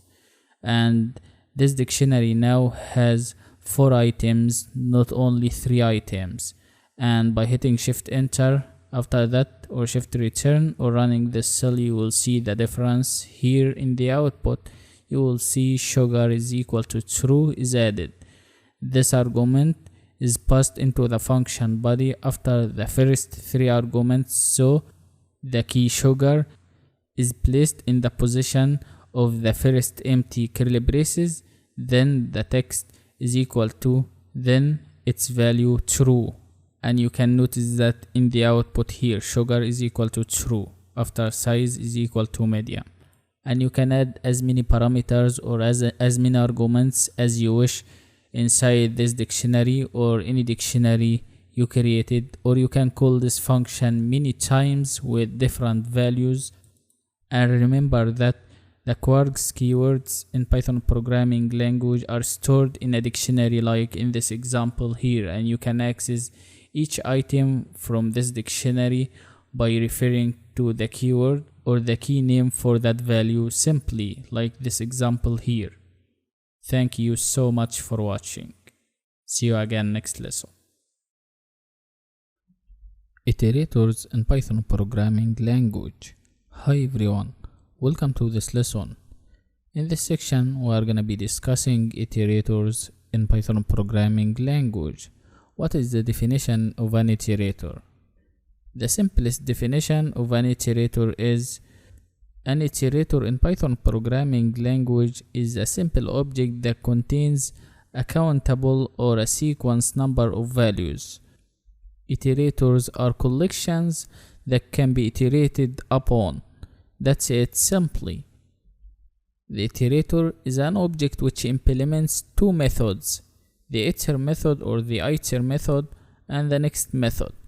The first one, the iter method, which initializes an iterator by returning an iterator object, and the next function or the next method is used to return the next item in the process of iteration or in the iterator.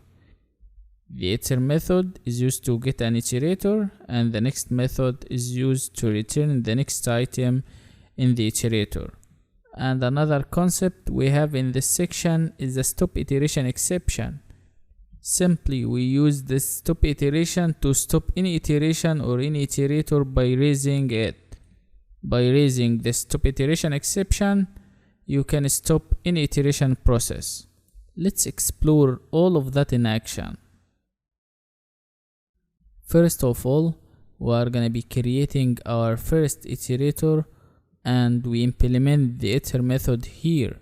And this method in this case is used to build an iterator based on the numbers list. In this case, the numbers list we created here has 7 items from 10 to 70 inside square brackets, and after that the iter method is used to build an iterator based on the numbers. So this function takes only a single parameter, which is the numbers list, and we assign that to a variable called new iterator.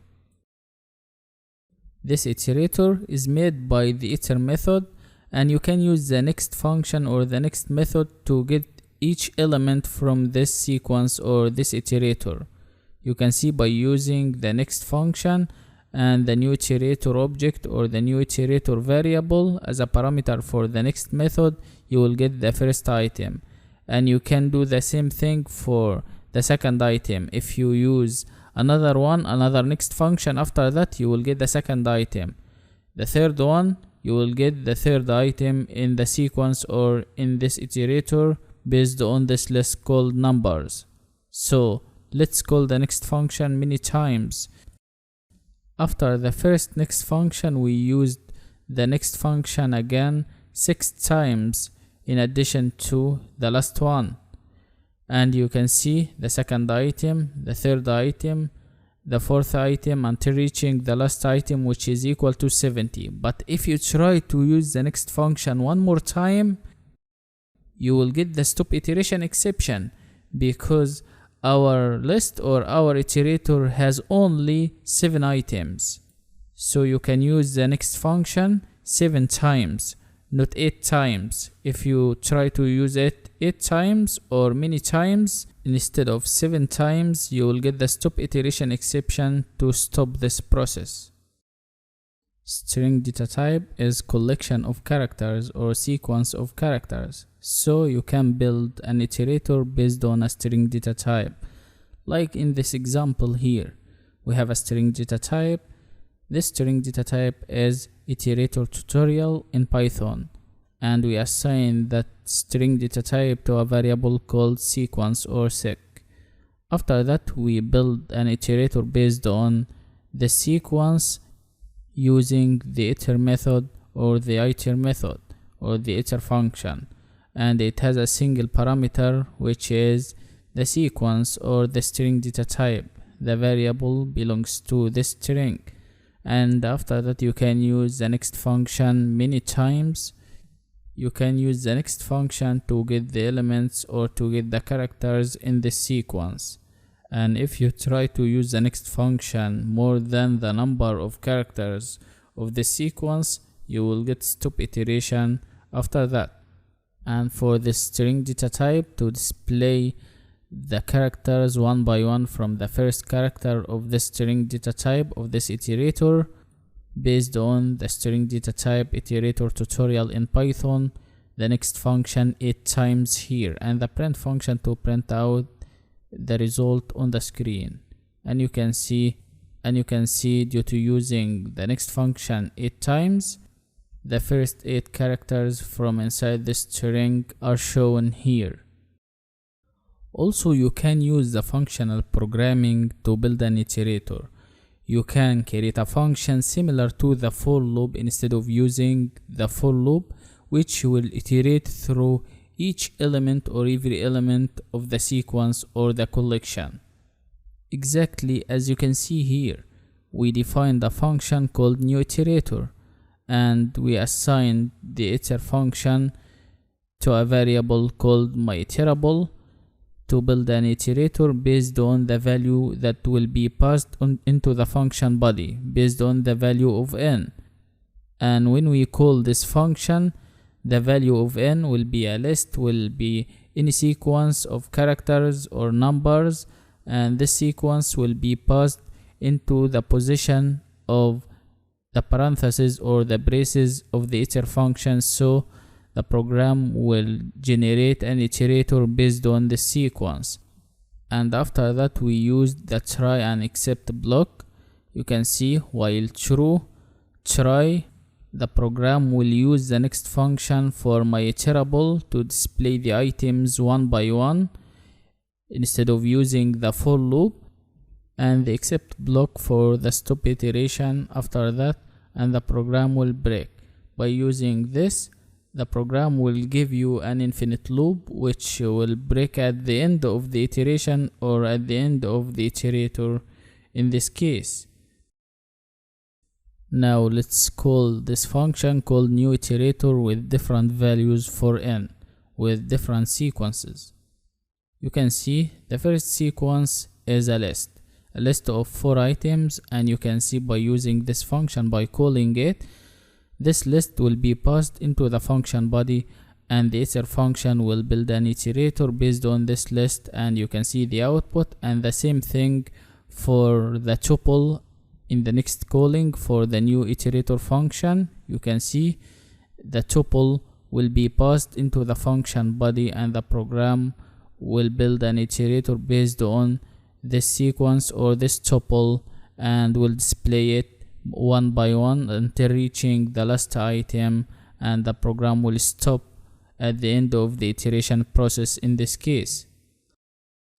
Also, it's possible to pass a string data type because strings are sequences or collections of characters, and you can see in this case we call the new iterator function with this string here a powerful iterator function, and the function called new iterator displays this output here, the characters one by one until reaching the last item in this sequence, and the program breaks at the end of the iteration process in this case.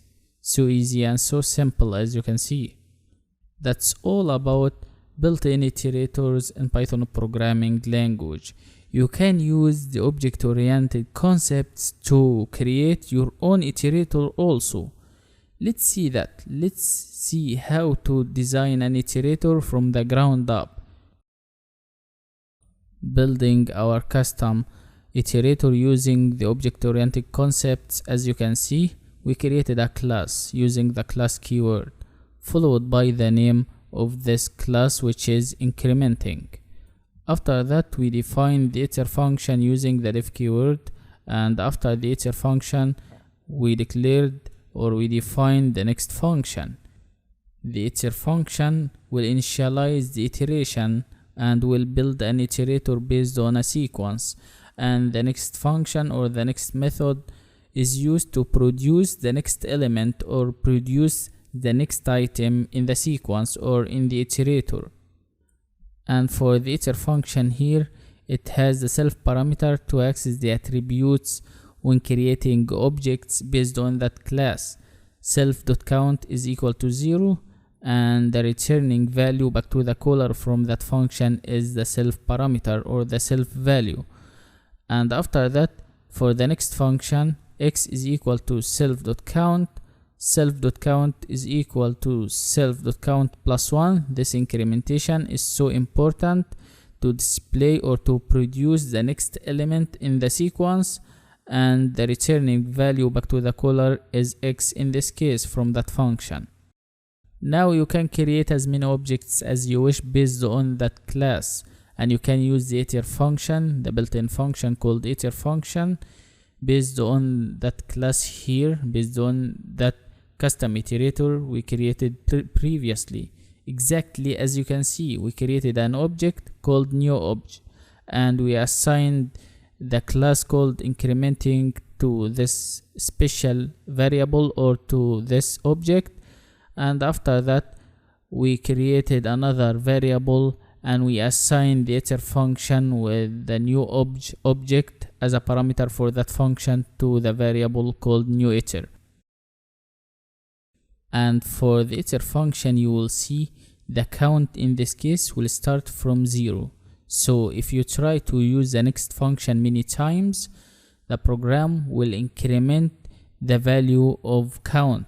So the program will display for the next function, for the first next function 0, for the second next function will display 1, and so on. Exactly as follows. In this example here, we used the next function 7 times.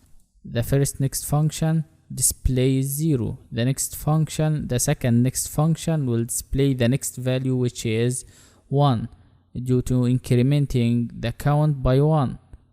And that's based on the next function from inside the incrementing class we created. And for the third next function, the program displays 2 until reaching 6. Because of using the next function 7 times, the program starts counting from 0 to 6. This is our iterator here.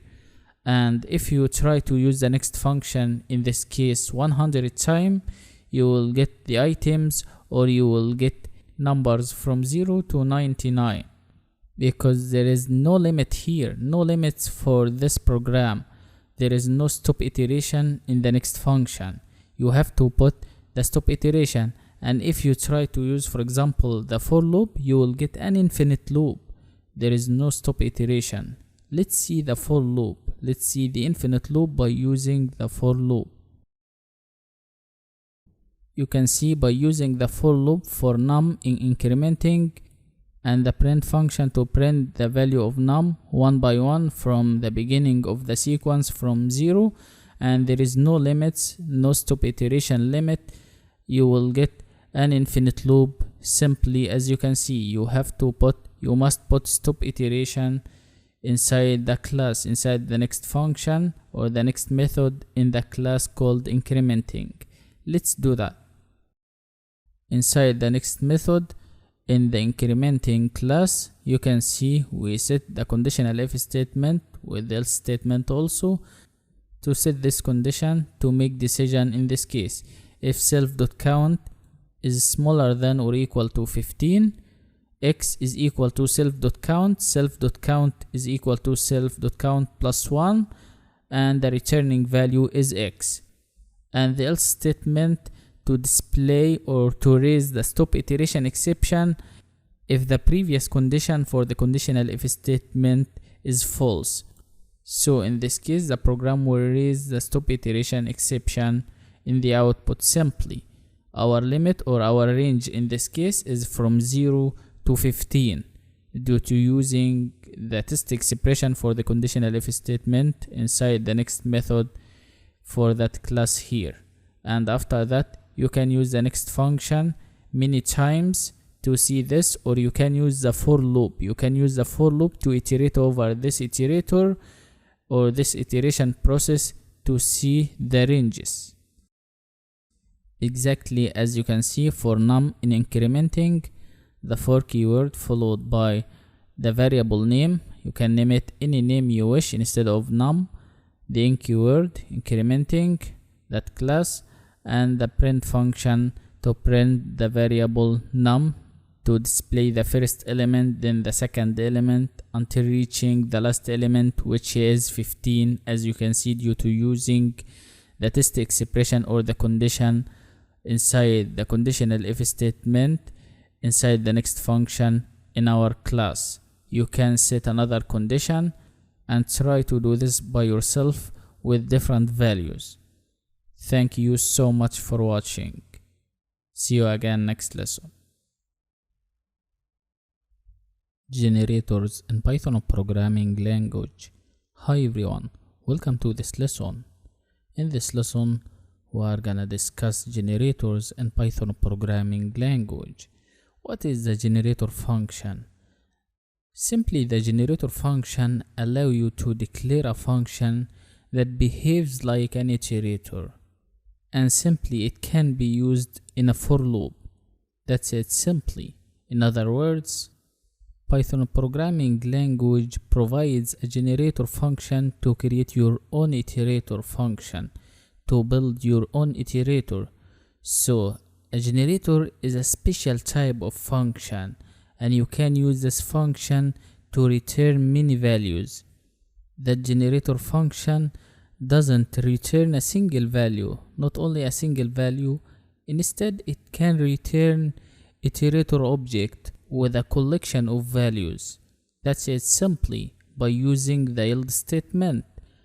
And using the yield statement is very different from using the return statement or the return keyword. Let me tell you the difference between them. First of all, you should know that the generator function cannot include the return statement inside it. And if you try to do that, then in this case you will see the return keyword will terminate the function, will stop the function. So what is the difference between the yield and the return?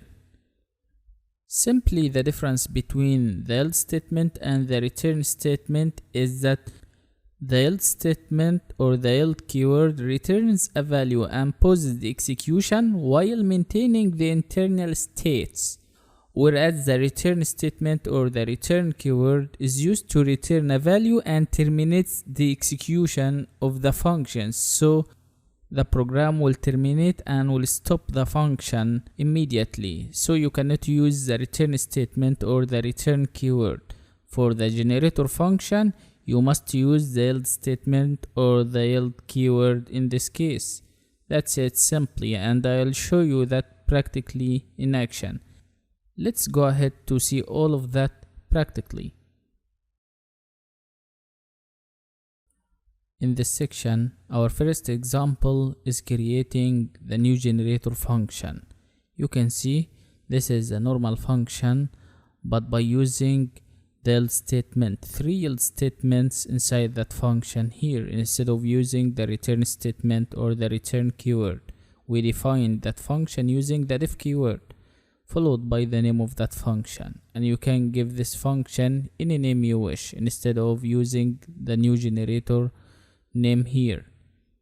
And you can see inside the body of this function, the body contains a variable, and this variable is called x, that gets incremented after each yield statement here. You can see the first value is x is equal to 0, and we used the print function to print a text after that to print out this string or this message, our first point here, and the yield statement to return x. Then we incremented x by 1, then the print function, and the print function after that to print out another message, our second point here, and the yield statement to return x after that, after incrementing x by 1. And after that you can see another incrementation for the x variable, x plus equals 1 also, and the print function again to print out our third point here, and the yield statement again to return x. And in this case, when you call the new generator function, it will return a generator object which is called an iterator sequence of values. And you can see also this generator object, new generator, at this number here.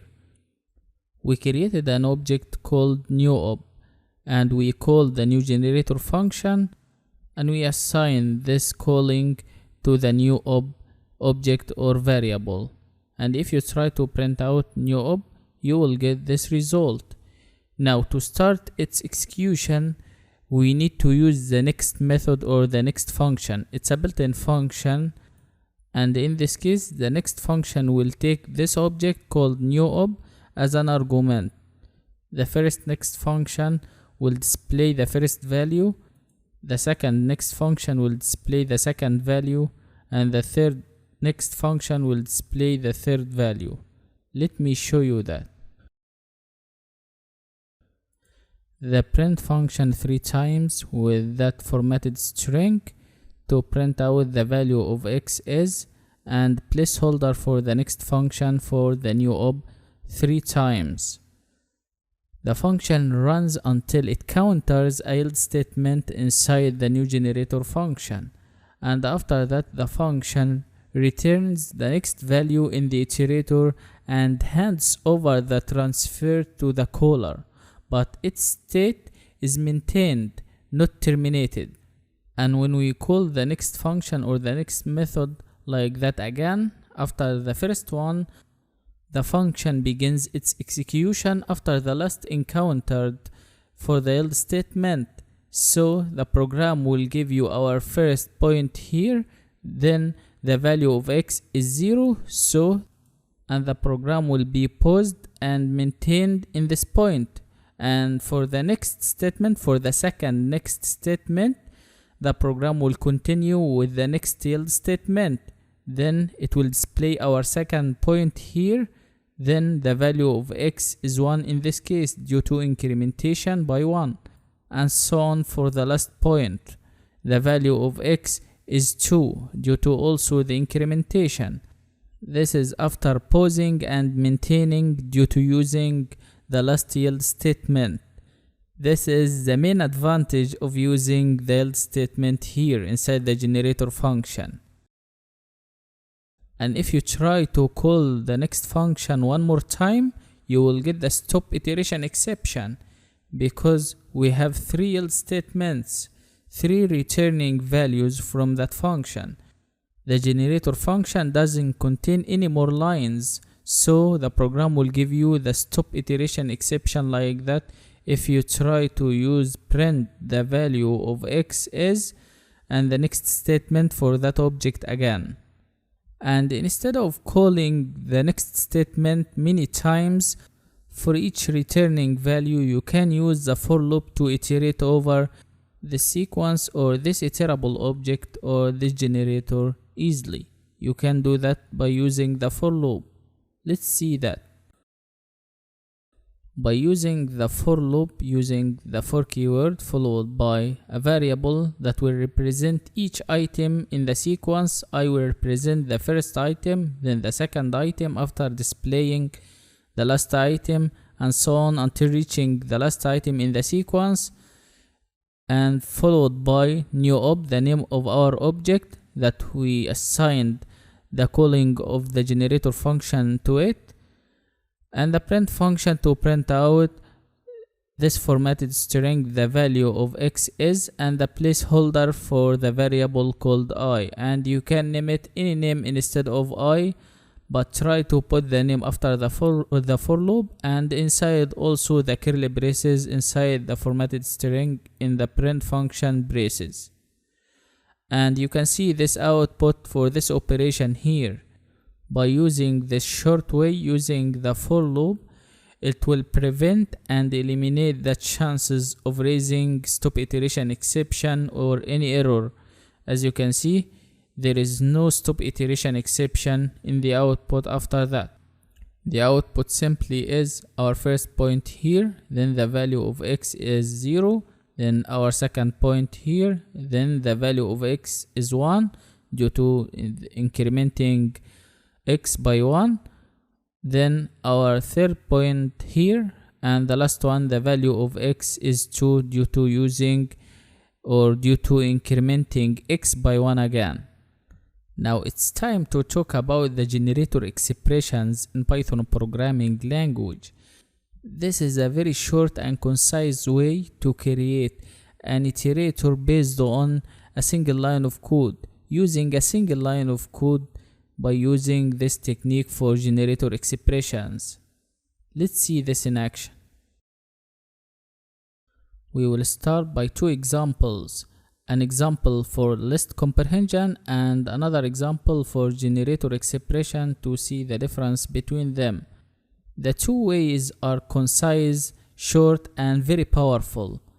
For the list comprehension, new list is equal to, and you can see the expression inside the square brackets for this list comprehension. I multiplied by I for I in the range from 0 to 12, but the last one is not included. 12 is not included, so you will get the numbers or sequence of numbers from 0 to 11. Let's say it simply, and you can place any variable, any valid variable name instead of I. The expression here, I multiplied by I, and the for loop after that for I in this range. And this list comprehension technique or this list comprehension line will simply display the square of each number from 0 to 11. And you can see the same example but by using the generator expression. It's inside round braces or a tuple. The expression in this case is I multiplied by I to display the square of the number. The square of I for each number from 0 to 11 also. So easy and so simple. And the last number inside the range function, the last parameter is not included. The program will stop at the square of 11, not 12. And in this case, if you try to print out the new list and the new generator, you will get the output or the square numbers for this sequence for the list comprehension. But using the print function only for the new generator, you will not see the square of the new generator numbers. You can see here by using the list comprehension technique, we created a list based on another list. And this list is the square of numbers from 0 to 11, as you can see, so easy and so simple inside another list. This is our new list, but by using print new generator, you will get generator object at this number or this reference here.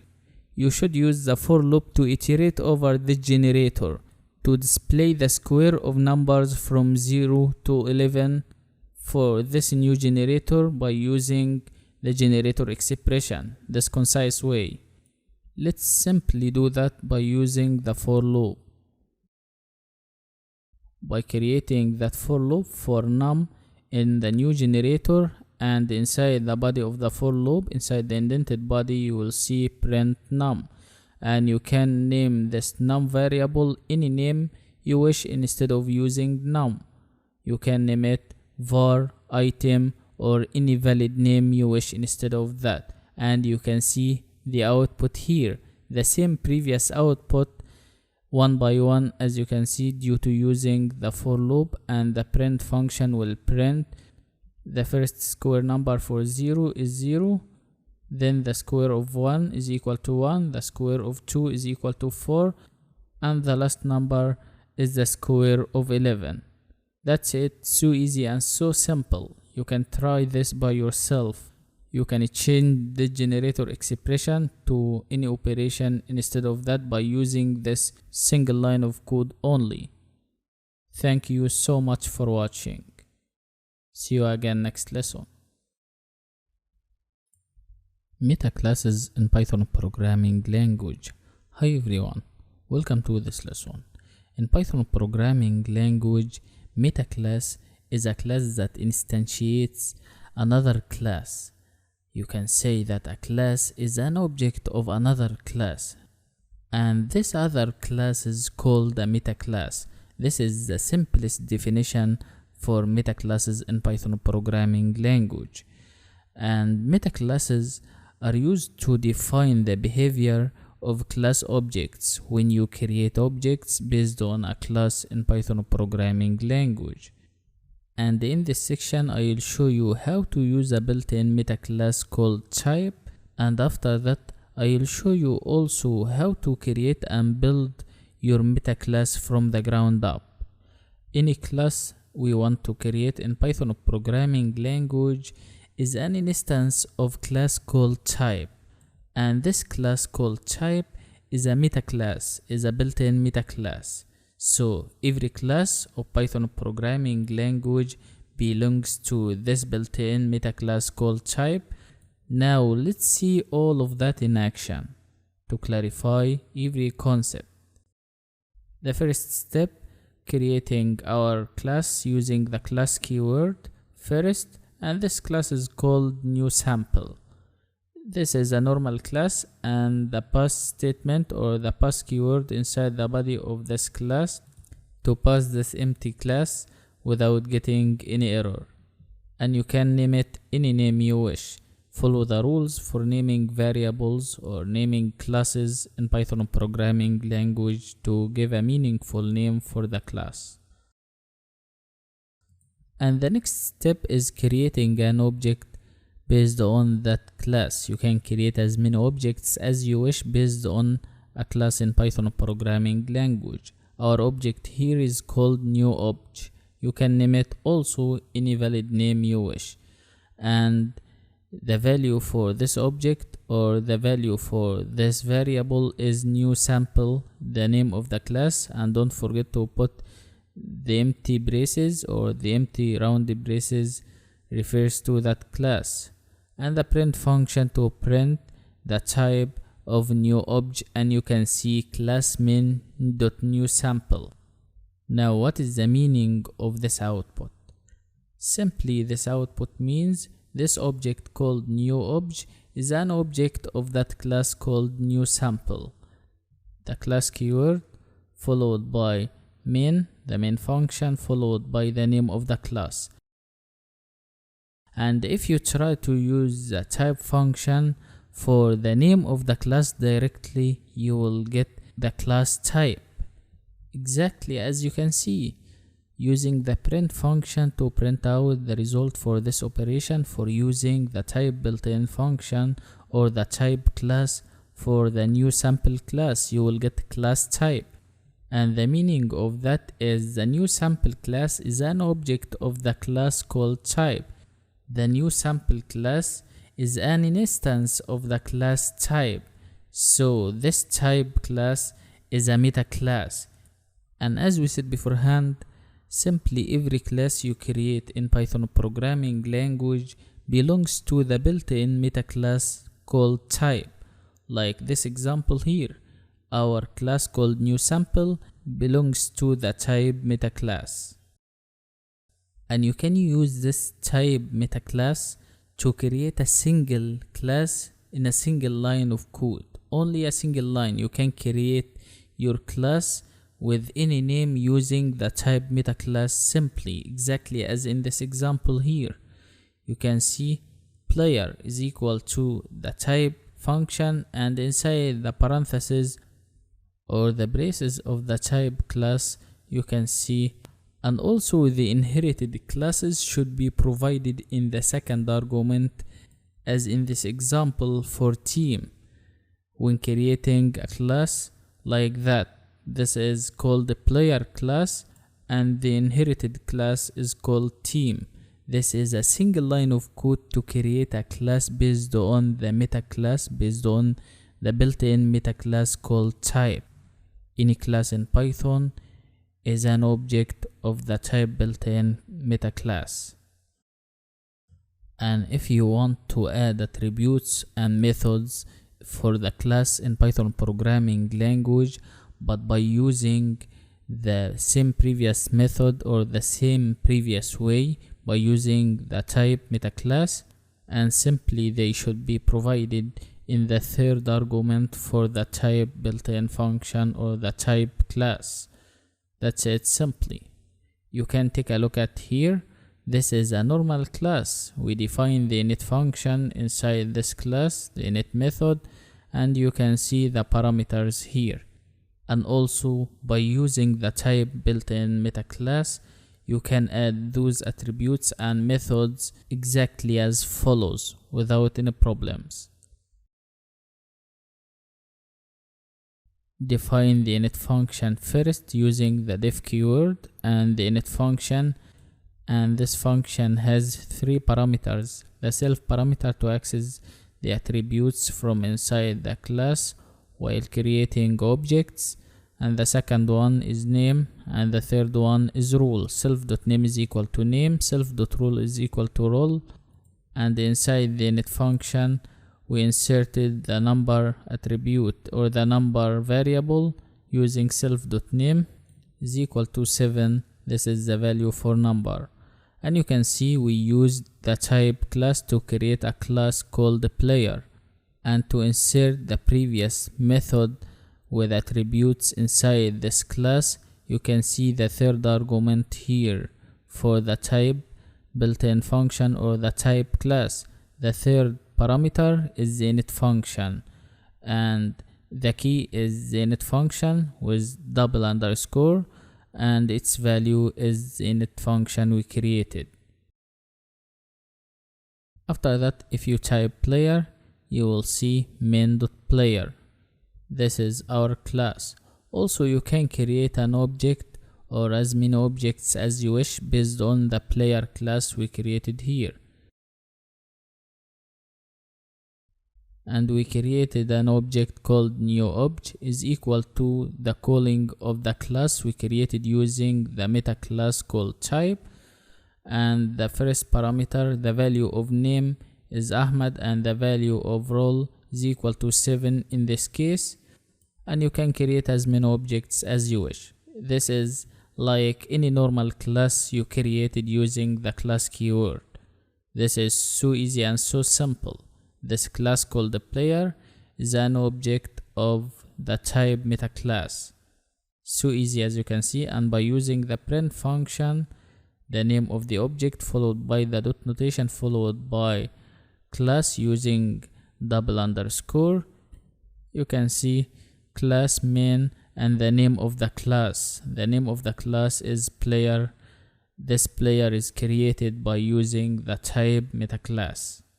Finally, let me show you how to create or how to build custom meta class from the ground up using the class keyword.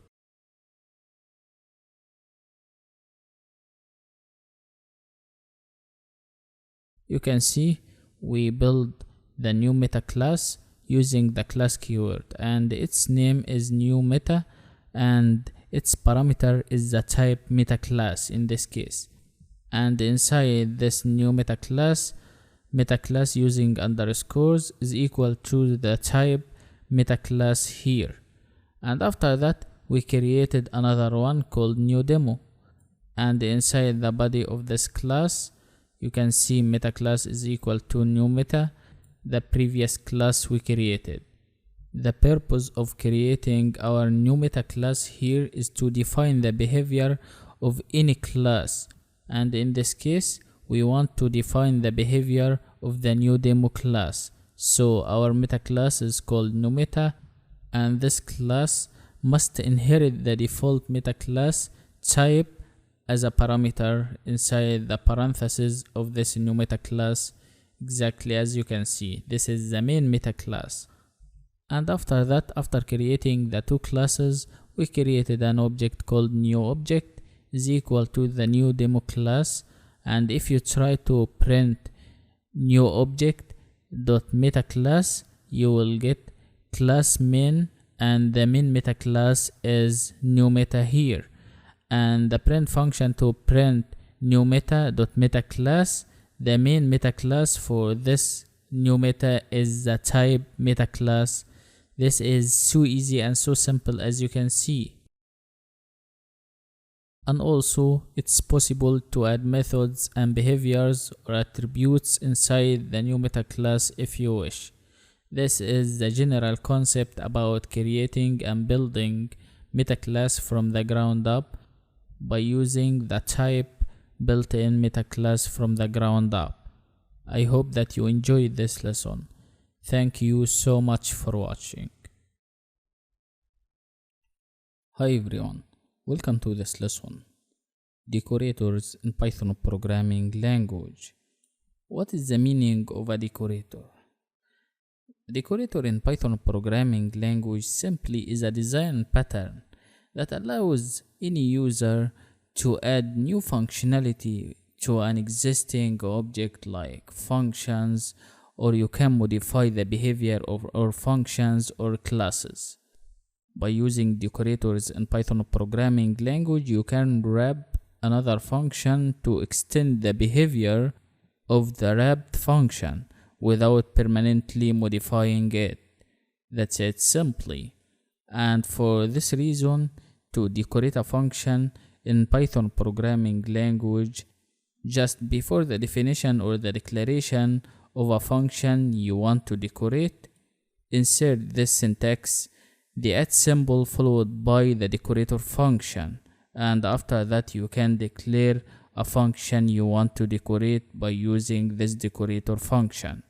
I'll show you how to do that in action, but we are gonna start by creating functions, and also the regular way to do that without using the add symbol. And after all of that, I'll show you how to use the add symbol to do that by using short and concise way. First of all, we have a simple function. This function is called adding, to add num to 1. And you can see the returning value, the return statement will return the expression n plus 1 back to the caller of this function. The def keyword to define any function in Python programming language, followed by the name of that function, adding, and you can name it any name you wish instead of using adding, and it has a single parameter that will be passed into the function body. This is about the function header that ends with that colon, and after that you can hit enter or return to type return num plus 1 inside the body, inside the indented body of that function, using 4 white spaces automatically. After that, you can assign the calling of that function to a variable, and you can call this function many times. Let me show you that. You can see in this case, adding 1 is equal to adding. We assign the calling of the function adding to a variable called adding 1, and you can give this variable any name instead of adding 1. After that, we call this function by using the new variable name adding 1, and 10, the argument in this case, is equal to 10, the value of num that will be passed into the function body. So in this case, the returning value will be 10 plus 1, and the output is 11. 10 plus 1 is equal to 11. And another calling adding 1, and the value of num in this case is equal to 20, and 20 will be passed into the function body. So in this case, the returning value will be 20 plus 1, and the output is equal to 21. Try to set another value for the calling of that function. Try to type another value for the parameter called num and see the output. Now it's time to show you how to declare a function or define a function inside another function. We will be defining a function called adding 1 inside the adding function. You can see here the inner function is called adding 1 inside the function called adding. We define that function using the def keyword also, and the returning value for that function is num plus 1. And you can see inside the adding function, but not inside the adding 1 function, total is equal to adding 1, the calling of the adding 1 function, and the value of num as a parameter or as an argument for adding 1 function. This is the calling of the adding 1 function, but in this case, we did that inside another function. And the return statement to return the value of total inside the adding function. And by using this method, if you call the function called adding many times with different values, any value you set, the program will add 1 to it. This function will add 1 to it due to using return num plus 1, and we call that function inside the adding function. So the returning value will be, for example, any number plus 1. Let me show you that. Let's call this function 2 times with different values, 20 and 25. You can see in this case, adding 20, this will return 21 as a result. As you can see, this calling for that function returns 21. 20 is passed into the function body, and the returning value in this case is equal to 20 plus 1, which equals 21. And for the next value, 25, for this argument, this value is passed into the function body. This is the value of num, and in this case the calling of the adding one function inside the adding function will give you 25 plus 1, which is equal to 26. Try with a different number if you wish. Next, I'll show you how to pass a function as an argument to other function. It's very simple and easy. Let's do that. In this example, we created a function called adding, and the returning value from this function back to the caller is equal to num plus 1. This is the expression for the return statement. And the second function is called calling, and the parameter for that function is equal to or is called new func. And look inside the body of that function. You can see new number is equal to 10. We set this variable simply, and the returning value, you can see new func and the new number variable as a parameter for this new func. This is the returning expression in this case. Now, in the function calling, I'll show you how to call that function, and we're gonna use adding as an argument. We're gonna use the adding function as an argument or as a parameter for the calling function. You can see the calling function and its parameter is called adding. The adding function, as you can see, is the argument for the calling function, and if you hit shift enter or shift return to run that cell, you will get 11 because of adding 10 to 1. The value of num in that case is equal to 10, and the returning value will be 10 plus 1. And you can change the value of that variable called new number from 10 to 12, and you will see the output is changed. The output now is equal to 13 due to adding 12 to 1 equals 13, and you can call it many times if you wish. Now our next step is about a function that can generate another function or that can return another function. Returning a function from another function. We have the hello function here. We define that function using the def keyword. The def keyword followed by the name of that function. And look inside that function, inside the body of that function, you will see another function. This function is called greeting function, and the returning value from the greeting function back to the caller is hi there. And the returning value or the returning expression from the hello function is the greeting function. So the result in this case will be hi there, because in this case the returning value from the greeting function from this inner function is the hi there string data type or this message. So if you try to call the function called hello, you will get the hi there message. As you can see here, we called the hello function and we assigned that calling to a variable called newGreet, and call this newGreet here that belongs to the hello function, and you will see hi there. This function will return the greeting function, and the greeting function will return this message hi there, and this is the easiest way to return a function from a function. One of the Python advantages is Python allows a nested function to access the outer scope of the enclosing function simply, and this is called closure. Let's see this in action.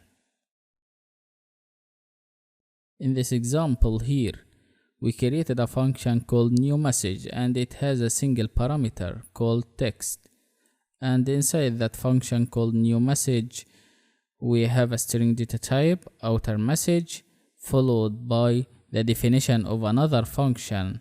This inner function is called another message, and there is no parameters for that function.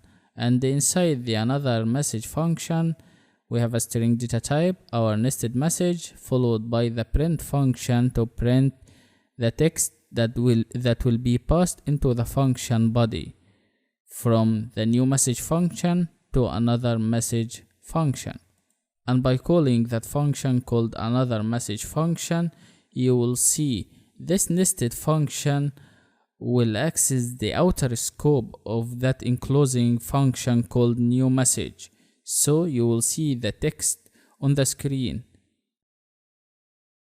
You can see we called the outer function, in that case new message, and we inserted a value for text, and the another function from inside the new message function, as you can see, will print this text on the screen. Hello, this is a random text message, and the output, as you can see, is hello, this is a random text message, and you can pass any text as a parameter for that function. This value will be passed into the function body called new message, and also the function called another function will access this text. This function can access this text from the outer scope of the new message function, and by calling the another message function inside the scope of the new message function, you will see the output like that. And you can try another text if you wish, and simply this is known as a closure. This is so simple and easy, as you can see. Now this is the time for decorators in Python programming language. We are gonna create a decorator in Python programming language, and after that we are gonna decorate another function using this decorator, but using the regular way. And after seeing the regular way, I will show you how to use the @ symbol to decorate a function using the @ symbol that concise way. We will be creating a decorator first, and this decorator is called new capital, and it has the new func as a parameter inside the braces of that function, inside the round braces in the function header. And look at inside the body of that function, inside the indented body, you will see another function. This inner function is called new inner, and it has a variable, and for that variable called the func, we assigned the new func parameter as a value for the func variable. And don't forget to put the parentheses or the braces for the new func parameter here. After that, you can see we created another variable, and this variable is called uppercase, and we used the upper function to make a string data type in uppercase to convert the string data type to uppercase. And we separate between this function and the variable name, the func, using the dot notation, the func variable that refers to the new func parameter. And the returning value from this function, from the new inner function back to the caller of that function, is the uppercase to make the string data type in uppercase. And the returning value from the new capital function, is the new inner function. This is the returning value from the new capital function. So simple and so easy, as you can see. After that, we need to create a function, and we will pass it to our decorator function here. We will pass the new function to this decorator function called new capital. Let's see this in action.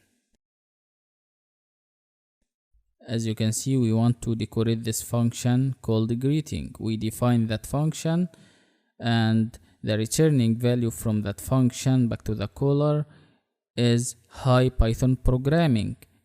And to decorate that function called greeting function, we will pass that function as a parameter for the new capital function to make the string data type called hi Python programming in uppercase using the uppercase method from inside the new capital function. We want to decorate the greeting function, so create a variable called new decorating, or name it any name you wish, and after that set the calling of that function called new capital as a value for the new decorating, and pass the greeting function as a parameter for the new capital function to be decorated.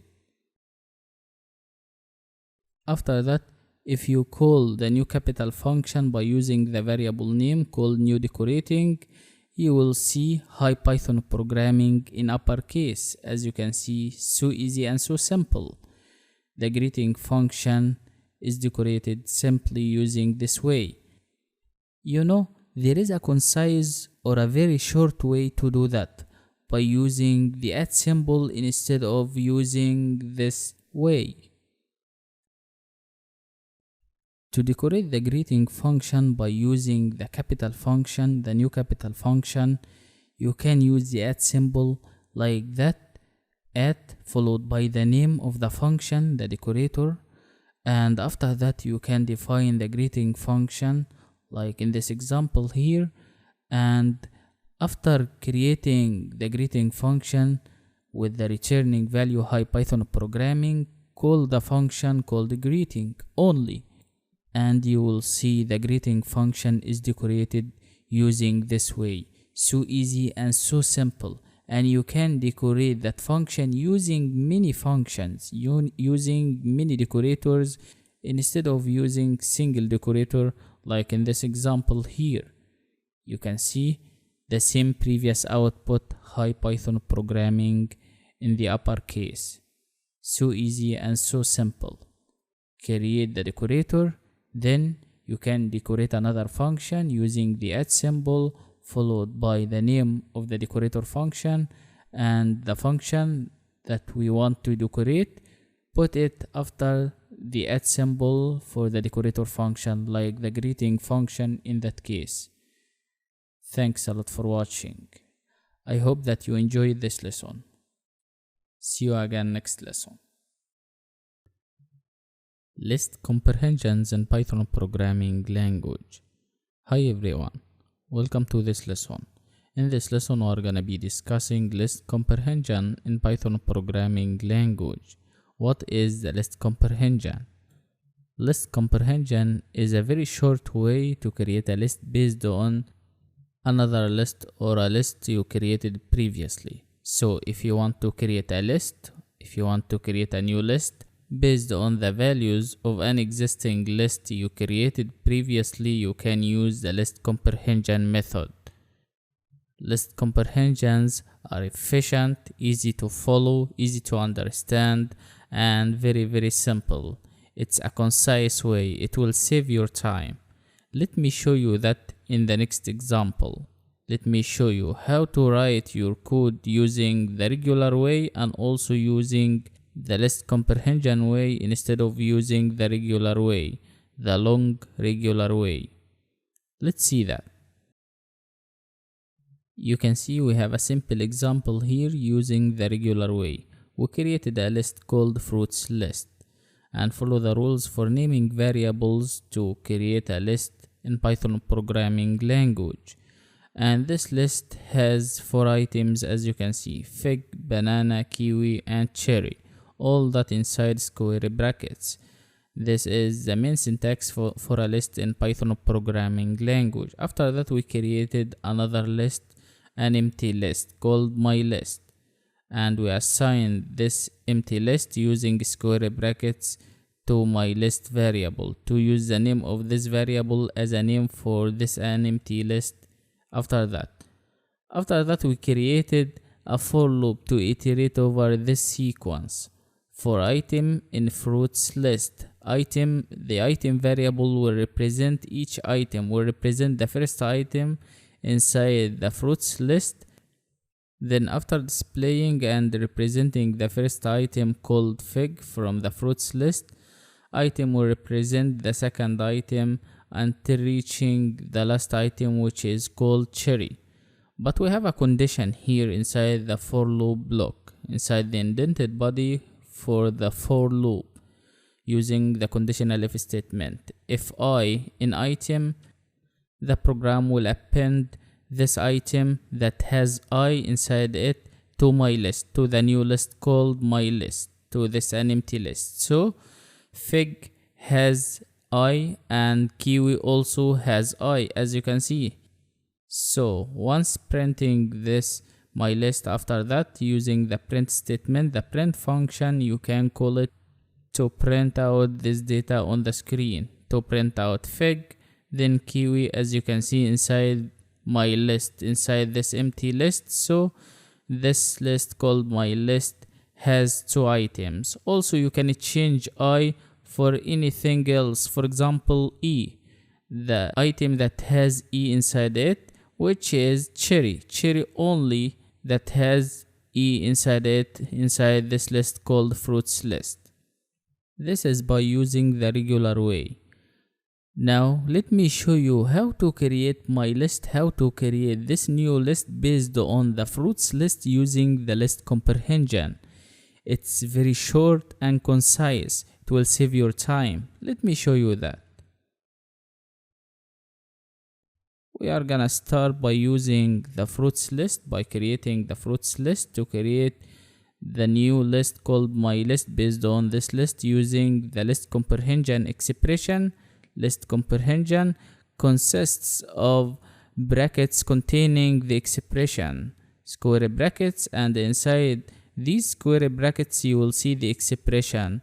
You can see here, after creating fruits list, fig, banana, kiwi, and cherry, after that you can see the new list my list is equal to, and we assign the list comprehension to this list or to this name.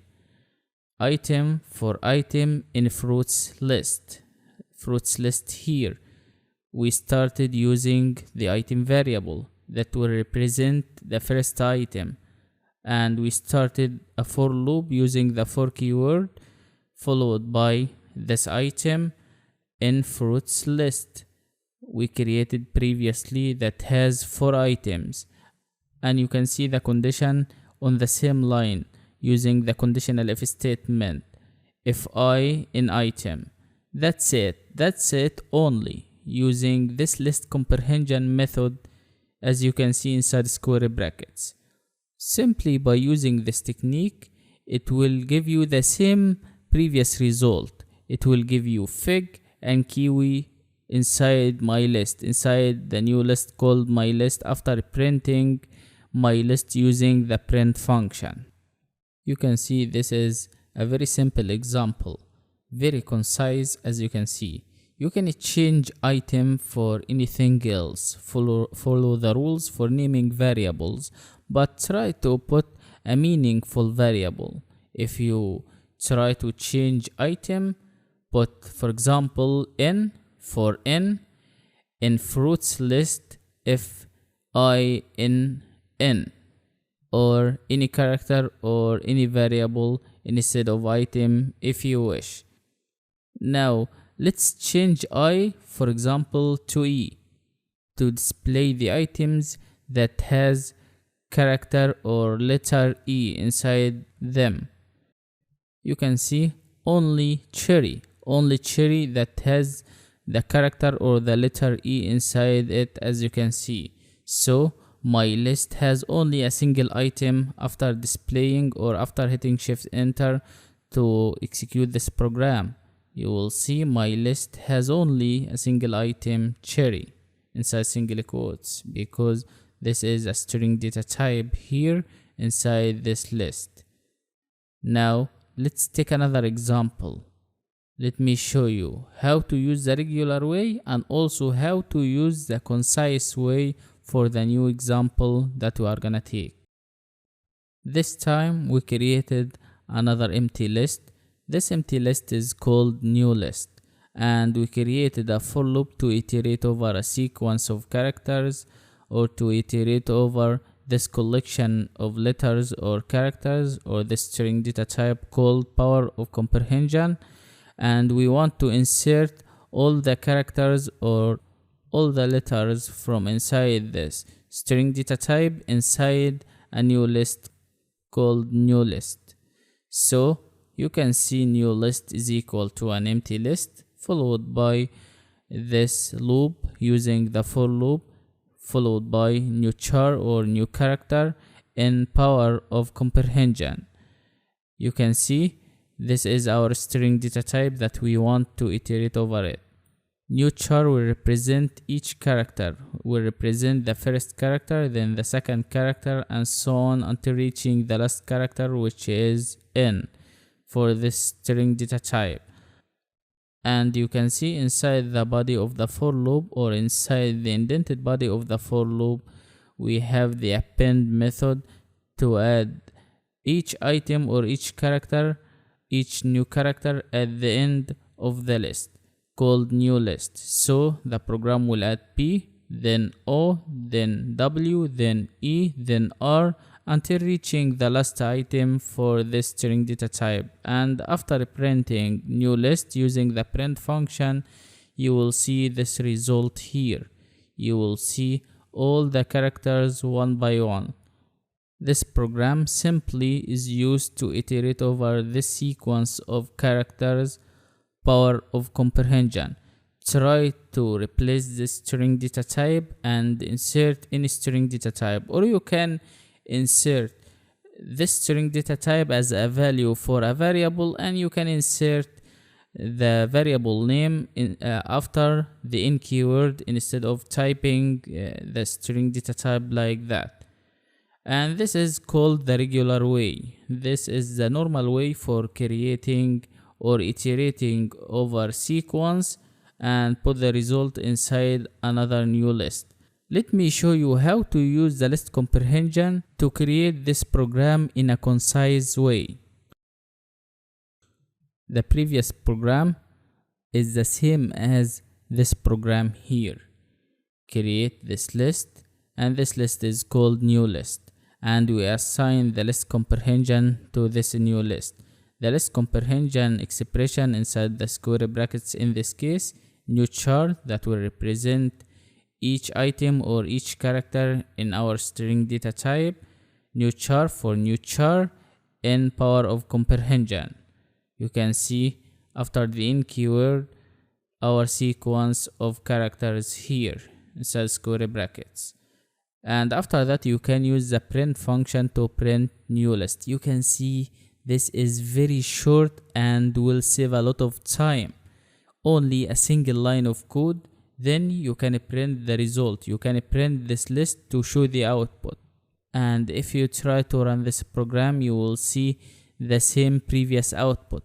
Exactly the same previous output, as you can see. Sequence of characters, the sequence, power of comprehension, character by character inside square brackets inside this new list.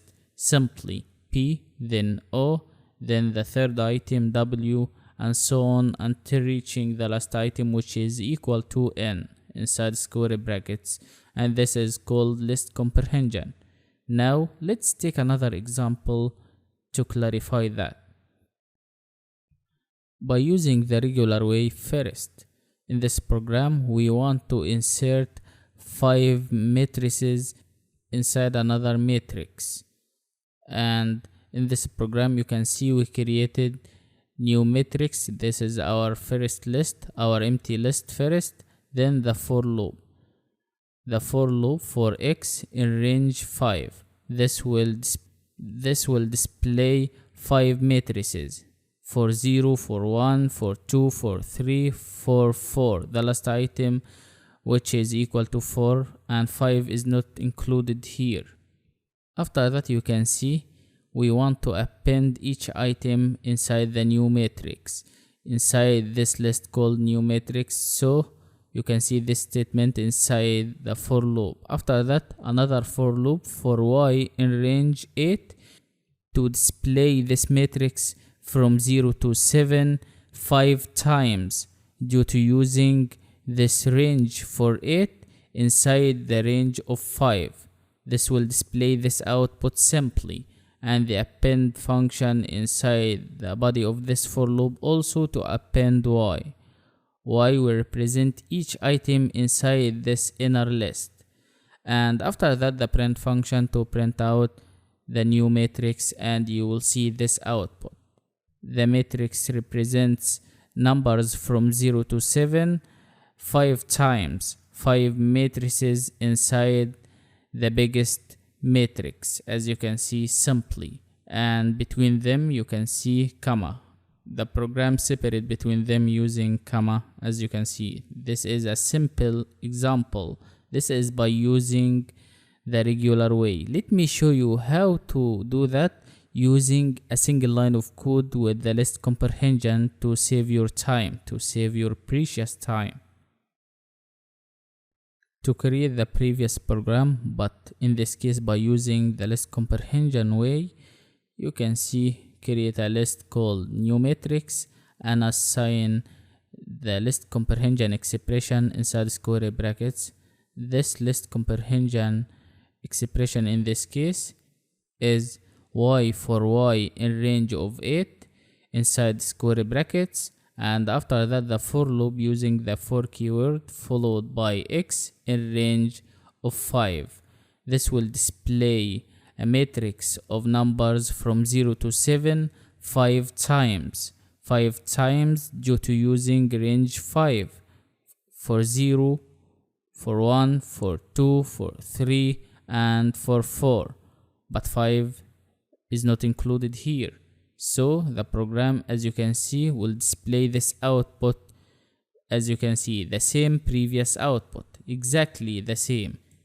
You can take a look at this output. You will see 5 copies of this matrix from 0 to 7, and the program separate between them also using comma, all that inside square brackets. That's it, simply. List comprehension is very powerful, tool, easy to understand, simple, and will save your time. It's very short, as you can see. Instead of typing many lines, you can only type a single line of code instead of many lines. Thank you so much for watching. See you again next lesson. Like list comprehension, you can use dictionary comprehension also. So what is dictionary comprehension? This is a very short way or a concise way to create a dictionary based on an iterable object or a list or a sequence as an input. Simply you can say that dictionary comprehension is one way or one method or technique to create a dictionary in Python programming language by merging two sets of data which are in the form of either lists or arrays. And this is easy to read and will save a lot of time for you. And you can see the syntax for dictionary comprehension in Python programming language. The dictionary comprehension expression is placed inside curly braces, the formal syntax of a dictionary in Python programming language. In key value pair, first you can see the key value pair followed by the for loop and the formula of key value, and after that the in keyword followed by the iterable object or the list or older sequence. Now let's see all of that in action to clarify that, to make everything clear to understand.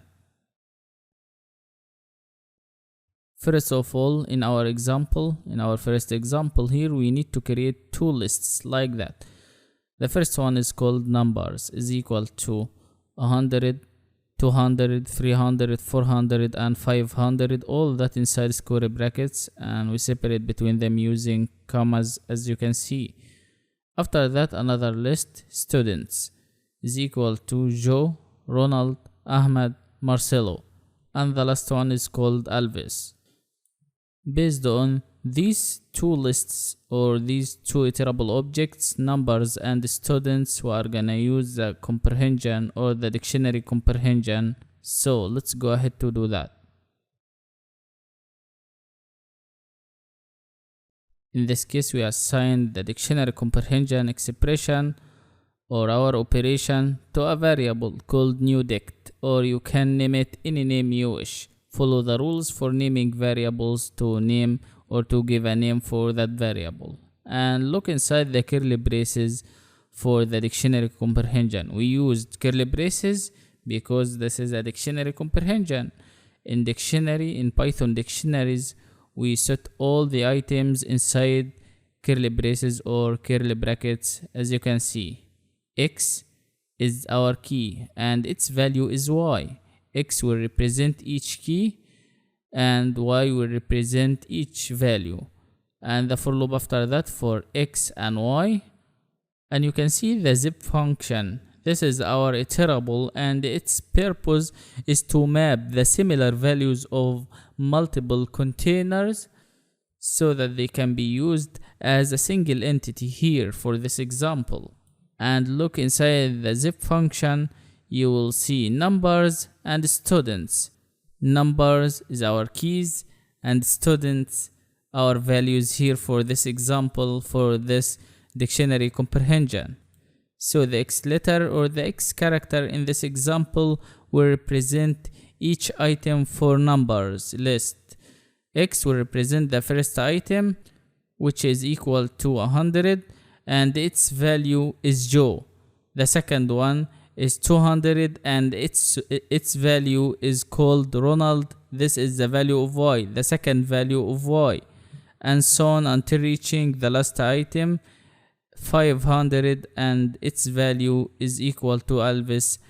And also you can change numbers with students, and in that case X will represent students and Y will represent numbers. Let's change them. You can see now X will represent each item for students list and Y will represent each item from the first item to the last item for numbers.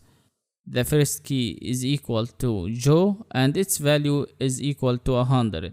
Joe is the value of X, the first value for the X variable, and its value is the first value for the Y variable, which is equal to 100.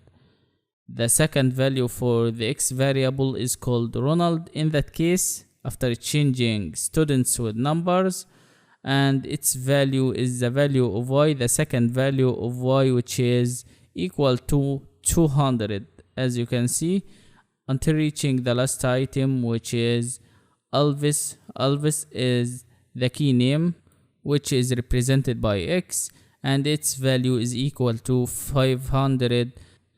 And you can change these values. Try to do this by yourself with different values, with different lists. This is a simple example, as you can see, for dictionary comprehension in Python programming language. Single line of code, so simple and so powerful, as you can see. Very short way to create this new dictionary based on two lists here, one for keys and one for values. Now let's see another example. In this example, we created numbers list, and for this code here we used the conditional merging and stores only the square of those numbers from this list existing in the list called numbers, which are divisible by 4. You can see in this case we used the conditional if statement. After creating the numbers list, we created my dictionary, and you can name it any name you wish, and the expression, the key is equal to X, and its value you can see X to the power of 2 to take the square of the variable called X in this case. And after that, the for loop for X in numbers list. This is our iterable object here, and the conditional if statement, if X to the power 2 modulo 4, the remainder of 4 is equal to 0.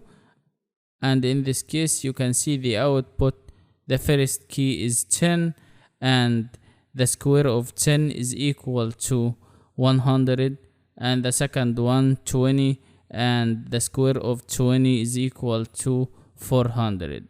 That's it, simply, as you can see. Try to do this by yourself with different expression. Thank you so much for watching. Set comprehensions in Python programming language. Hi everyone, welcome to this lesson. like list comprehensions and dictionary comprehensions in Python programming language.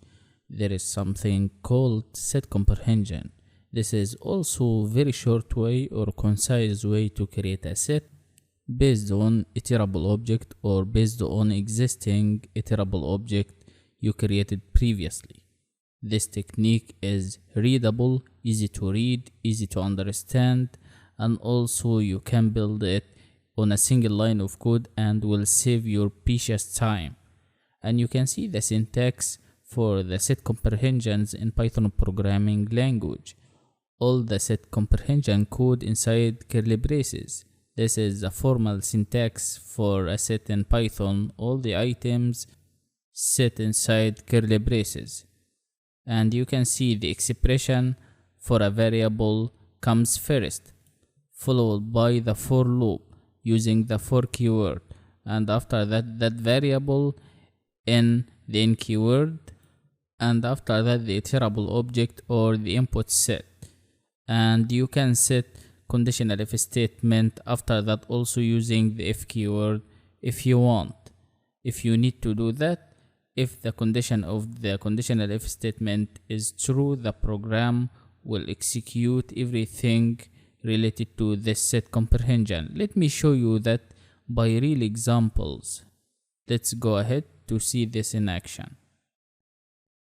You can see, first of all, we need to create a list of numbers 100, 200, 300, 400, and 500, all that inside square brackets. 5 items of ints or integer numbers data type. We assign this list to the special name numbers. After that, you can see we created our set comprehension process. Inside curly braces for that set, we inserted the set comprehension S for S. This is our variable. Our variable name is S, and you can name it any name you wish. You can name it item or I or N or any valid name you wish. S for S in numbers to display those numbers from inside the numbers iterable object or this list we created previously. We assign this operation to a variable called new set using a single equal sign. This is a simple example without using conditional if statement. After that, you need to use a print function to print out the new set or the set you created for this set comprehension operation. S for S in numbers in this iterable object, and you can see all the items from the numbers list are placed inside a set using this set comprehension operation. So concise and easy to read, as you can see on a single line of code. We created a set based on this list we created previously. This is very short. Now let's take another example also based on the numbers list. Assume we want to print out the square of those numbers inside a new set. So let's do that. In this example, we have new set is equal to curly braces, and inside these curly braces s to the power of 2. This is our expression here, and the for loop for s, the name of the variable, and the in keyword, and after that the iterable object which we created previously called numbers, this list called numbers, to display the square of 100, 200, 300, 400, 500. And you can see this in the output. You can see the output is the result from 100 to the power of 2. The second item is the result of 200 to the power of 2 until reaching the last item, which is the result of using 500 to the power of 2. This is inside a new set. As you can see, all the new items inside curly braces. This is by using the set comprehension operation using a single line of code. You can see inside curly braces to create a new set based on older sequence or older collection we created previously. Let's try another one, but in this case by using the range function to generate sequence of numbers instead of using a list like numbers in this case. In this example here, you can see curly braces n to the power of 2. This is the expression, and the for loop after that for n, the variable name, in range 8 to display the square of numbers from 0 to 7, but 8 is not included here. This is the range function. The range function for this operation here will start from 0 to 7. So 0 to the power of 2 is equal to 0, 1 to the power of 2 is equal to 1, 2 to the power of 2 is equal to 4, until reaching the last item due to using the range function, which is 7. 7 to the power of 2 is equal to 49. This is the last item inside our set. As you can see, this is so easy. Try to create a variable and set this operation to this variable you created, and try to use the print function to print out the result, and also try to use different range, for example 10 or 11 or any number instead of 8. Now it's time to use the conditional if statement inside the expression or inside the set comprehension. Let's use the conditional if statement with a condition, and if this condition is true, the program will display the item. Create a list first called numbers, and it has 5 items of integers from 1 to 5, all that inside square brackets, the main syntax of a list in Python programming language. We are gonna create a set based on this iterable object called numbers. New set, the name of our set, is equal to, and look inside the curly braces of this set or the set comprehension operation here. S, the variable name for S in numbers. For the variable name also, the n keyword after that, followed by the name of the iterable object we created previously called numbers. And look at the conditional if statement here using the if statement or the if keyword, followed by the condition. If this condition is true for the first item, the program will display the first item. Then the program will go to the second item, then the third item, then the fourth item, until reaching the last item, which is equal to 5. So for any item from inside the numbers list, if this condition is true, the program will display this item inside a set. Now we need to print out the result. We need to print out the new set to show the output inside the new set. And you can see the output here after hitting shift enter or shift return to run print new set, the print function, then the variable name inside the braces of the print function. You can see 1, 3 and 5. And also you can change the condition if you want. For example, you can change the condition like that: S modulo 2 is equal to 0 to display only even numbers from inside the numbers list inside new set. And you can see the output here: 2 and 4 only from inside the numbers list are even numbers. I hope that you enjoyed this lesson. Thank you so much for watching. Tuple comprehension in Python programming language. Hi everyone, welcome to this lesson about tuple comprehension. Like list comprehension, dictionary comprehension and set comprehension in Python programming language, also there is something called tuple comprehension. And the tuple comprehension is a concise way to create a tuple based on a iterable object created previously. You can create a tuple based on another tuple or based on an iterable object or a sequence using the tuple comprehension. And this is readable, easy to read and easy to understand, and will save your precious time also, like the previous comprehension methods, also for lists, for sets, and for dictionaries. But in this case, for the tuple comprehension, we use the generator expression to do that by using the tuple method, and you can see the syntax here inside the parentheses of the tuple method. You can see var for var. You can name this variable name any valid name you wish instead of using var. This is, for example, this is the syntax for the tuple comprehension using the generator expression. Var followed by the for keyword for the for loop, and after that the name for this variable, and the in keyword after that, and the iterable object after the in keyword. And you can set a condition if you wish. You can set a conditional if statement with its test expression, and you can do that. Let's go ahead to take simple examples to show that in action.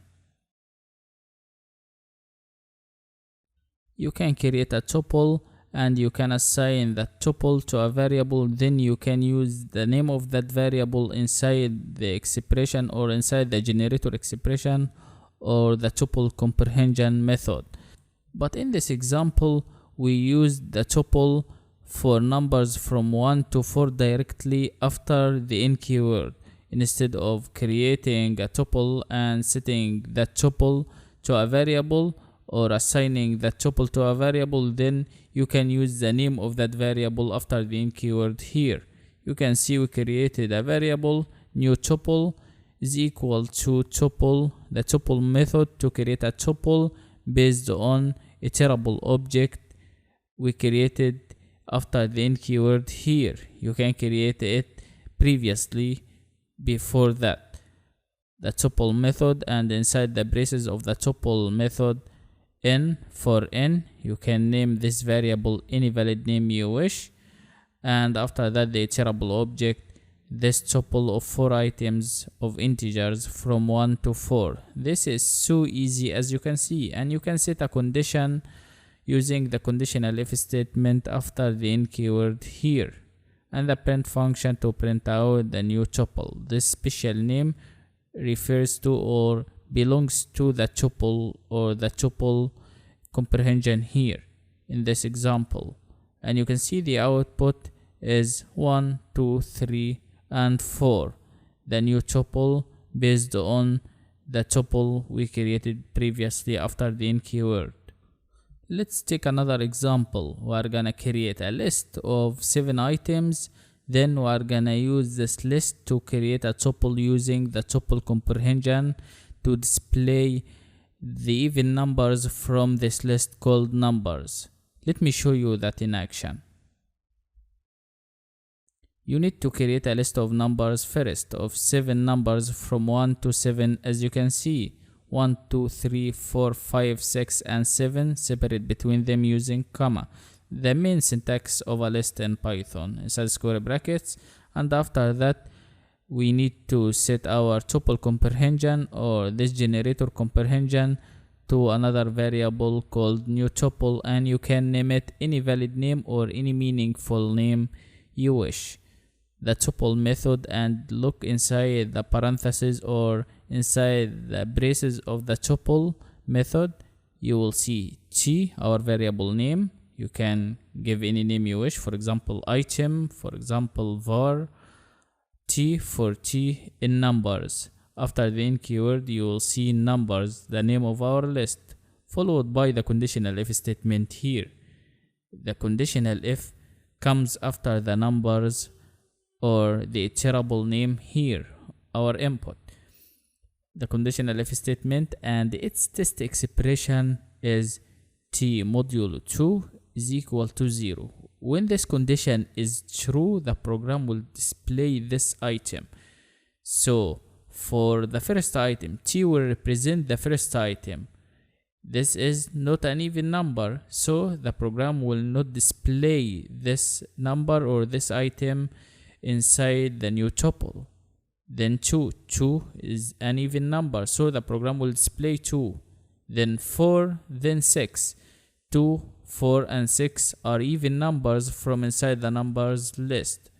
This is a simple and easy way, you can see, concise way using a single line of code to create a tuple based on a list or based on an iterable object you created previously.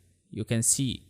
And the print function to display the output of the new tuple or the variable name you created, the variable name that belongs to the expression or the tuple comprehension. And simply you can see the final output for this operation. 2, 4, 6, the even numbers from the numbers list are inserted inside the round braces. This is the tuple here we created using the tuple comprehension. Thanks a lot for watching. I hope you enjoyed this lesson. See you again next lesson. Building a logger in Python programming language. Hi everyone, welcome to this lesson. Logging in Python programming language. If you want to track all the events that happen when any Python program runs, use the logging module from the Python library to track all the events when any Python program executes. It's very important for developing, debugging, and running Python program. Using logging in general in any software is very important to know the cause of any error or any problem inside the program. If you want to easily detect the cause of any problem, you have to put a logger for your program. And in this section I will show you how to build a logger in Python programming language so you can easily determine the cause of the problem or error for any Python program. You can import the module called logging using the import statement at the beginning of the program to use that module to create a logger in Python programming language. And also you should know that there are built-in levels of the log message in Python programming language. The first level is called debug, and the debug message or the debug level is used to give detailed information, typically of interest only when diagnosing problems or errors. Also, the second level is called info, and this level is used to confirm that things are working as expected, no errors. It's normal information. The third level is called warning, and this warning level is used an indication that something unexpected happened. The next one is the error message or the error level, and the error level or the error message is used to tell you there is a serious problem or a serious error and the program has not been able to perform some function or some code. There is an error inside your program. The last one is called critical. Critical is used to tell you there is a serious error here, indicating that the program or the software itself may be unable to continue running or executing. There is a serious problem inside your program, so the program will be stopped. Now let's see this in action. Let's create a logger in Python programming language by using the module called logging. We are gonna import that module first using the import statement, and after that we will create our simple logger as an example for this section. At the beginning, you must import the logging module from the Python library. You can import it using the import statement, exactly as you can see, the import statement or the import keyword followed by the name of that module logging. And after that you can hit shift enter or shift return to start building our logger.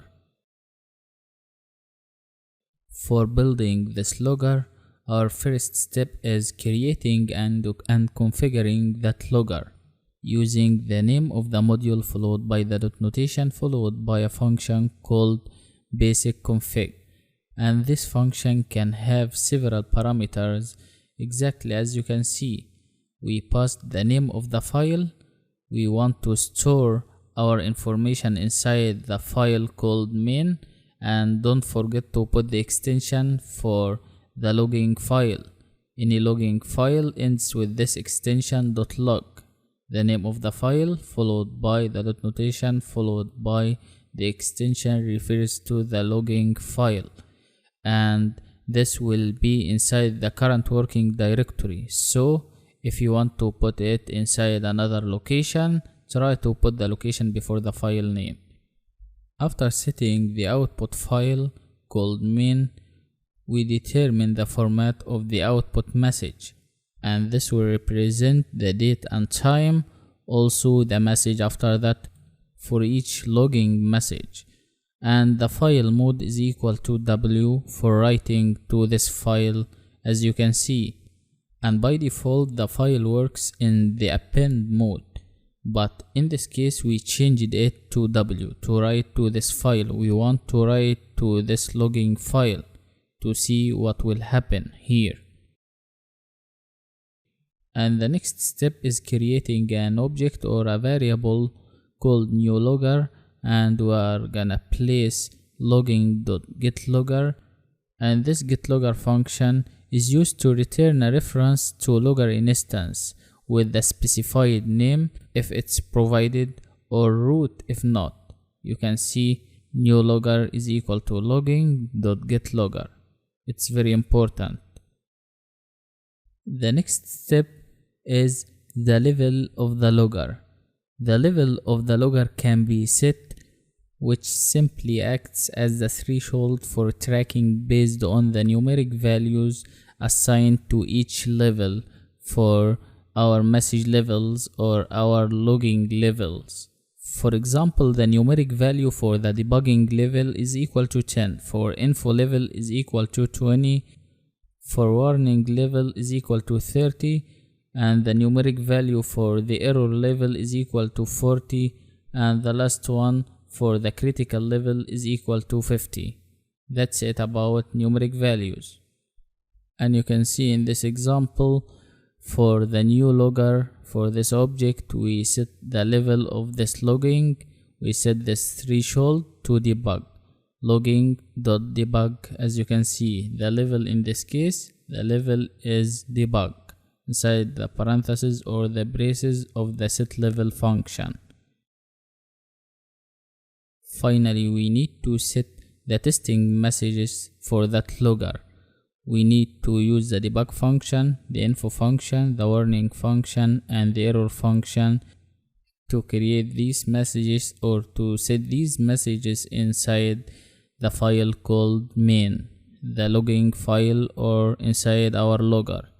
You can see new logger, the name of the object followed by the dot notation followed by the debug function, and the string data type or the message inside the debug function is this is a harmless debug message. String data type inside the round braces of the debug function. The next one is the info function about information message. You can see this string data type or this message information message inside the round braces. The next one is warning. A warning message is our string or our message in that case. The next one is the error message. By using the error function, you can see after the new logger, the object name followed by the dot notation, you can see the error function, and inside the round braces of that function, you can see the message for error. This is an error message simply. And the last one is the critical message. A critical message using the critical function. This is the last level we have here. And the message for this level for the critical function here is no internet is down now. Now if you hit shift enter or shift return or run this program, you will see all these messages inside the main logging file, inside the current working directory simply. And before each message, you will see date and time for that message simply, exactly as you can see. That's all for this lesson. I hope that you enjoyed this lesson. Thanks so much for watching. Building a calendar using the Python programming language. Hi everyone, welcome to this lesson. There is a module in Python programming language called calendar. This is a built-in module. You can import it by using the import statement. The import statement followed by the name of that module. You must import it first to work with the functions of this calendar module. And this module is used to handle operations related to the calendar easily and simply. There are many functionalities offered by the calendar module from the Python library. Let's see this in action. To work with the calendar module, you must import it first, as we said beforehand, using the import statement and run the cell after that. Import calendar, then run the cell.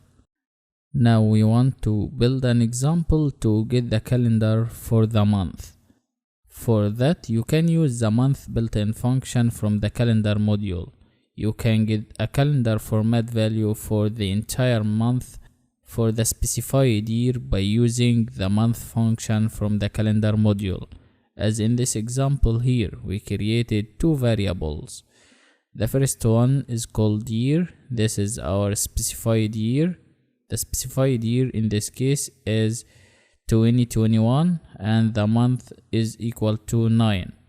This is our month, and we want to use the calendar module. Look at inside the print function.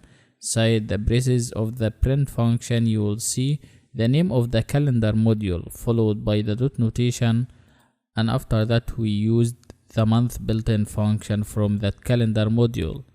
You have to access this month built-in function from the calendar module and look at inside the parentheses or the braces of the month built-in function. You will see it has two parameters. The first parameter is the year. Our specified year here is 2021. You can set that year to a variable like in this case, or you can put 2021 directly inside the parentheses or the braces of the month built-in function. And the second one is the month. The specified month here is 9. In other words, you can say our specified month is September in this case. And simply you can see by running this program, you see this output, the full calendar for this month, for September in 2021. That's it, so easy and so simple.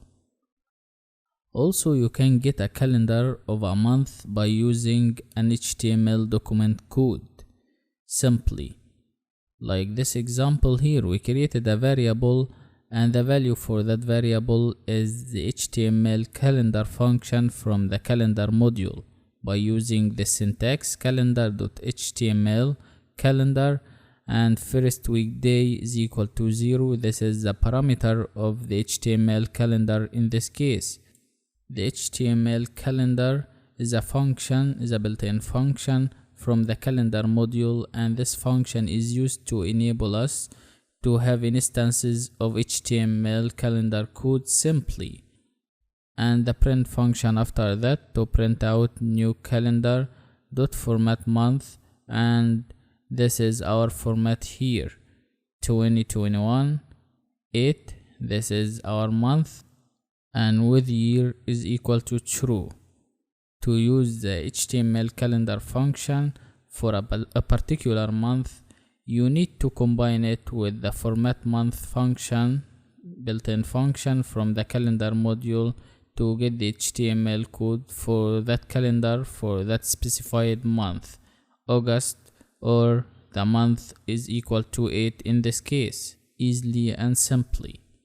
And you can see the output for this operation, our full HTML code here, our full HTML document as an output for this program. That's it, so easy and so simple.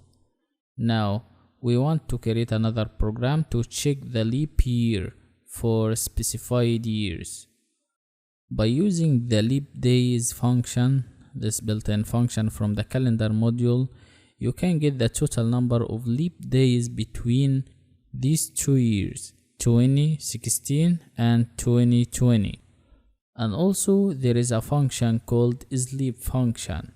You can check if a particular year is leap or not by using this built-in function from the calendar module. This function is very useful.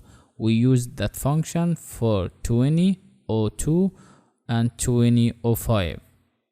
In this case, we created a variable called x and we assigned calendar.leapdays, and it has 2 parameters for the leap days function, 2016 and 2020.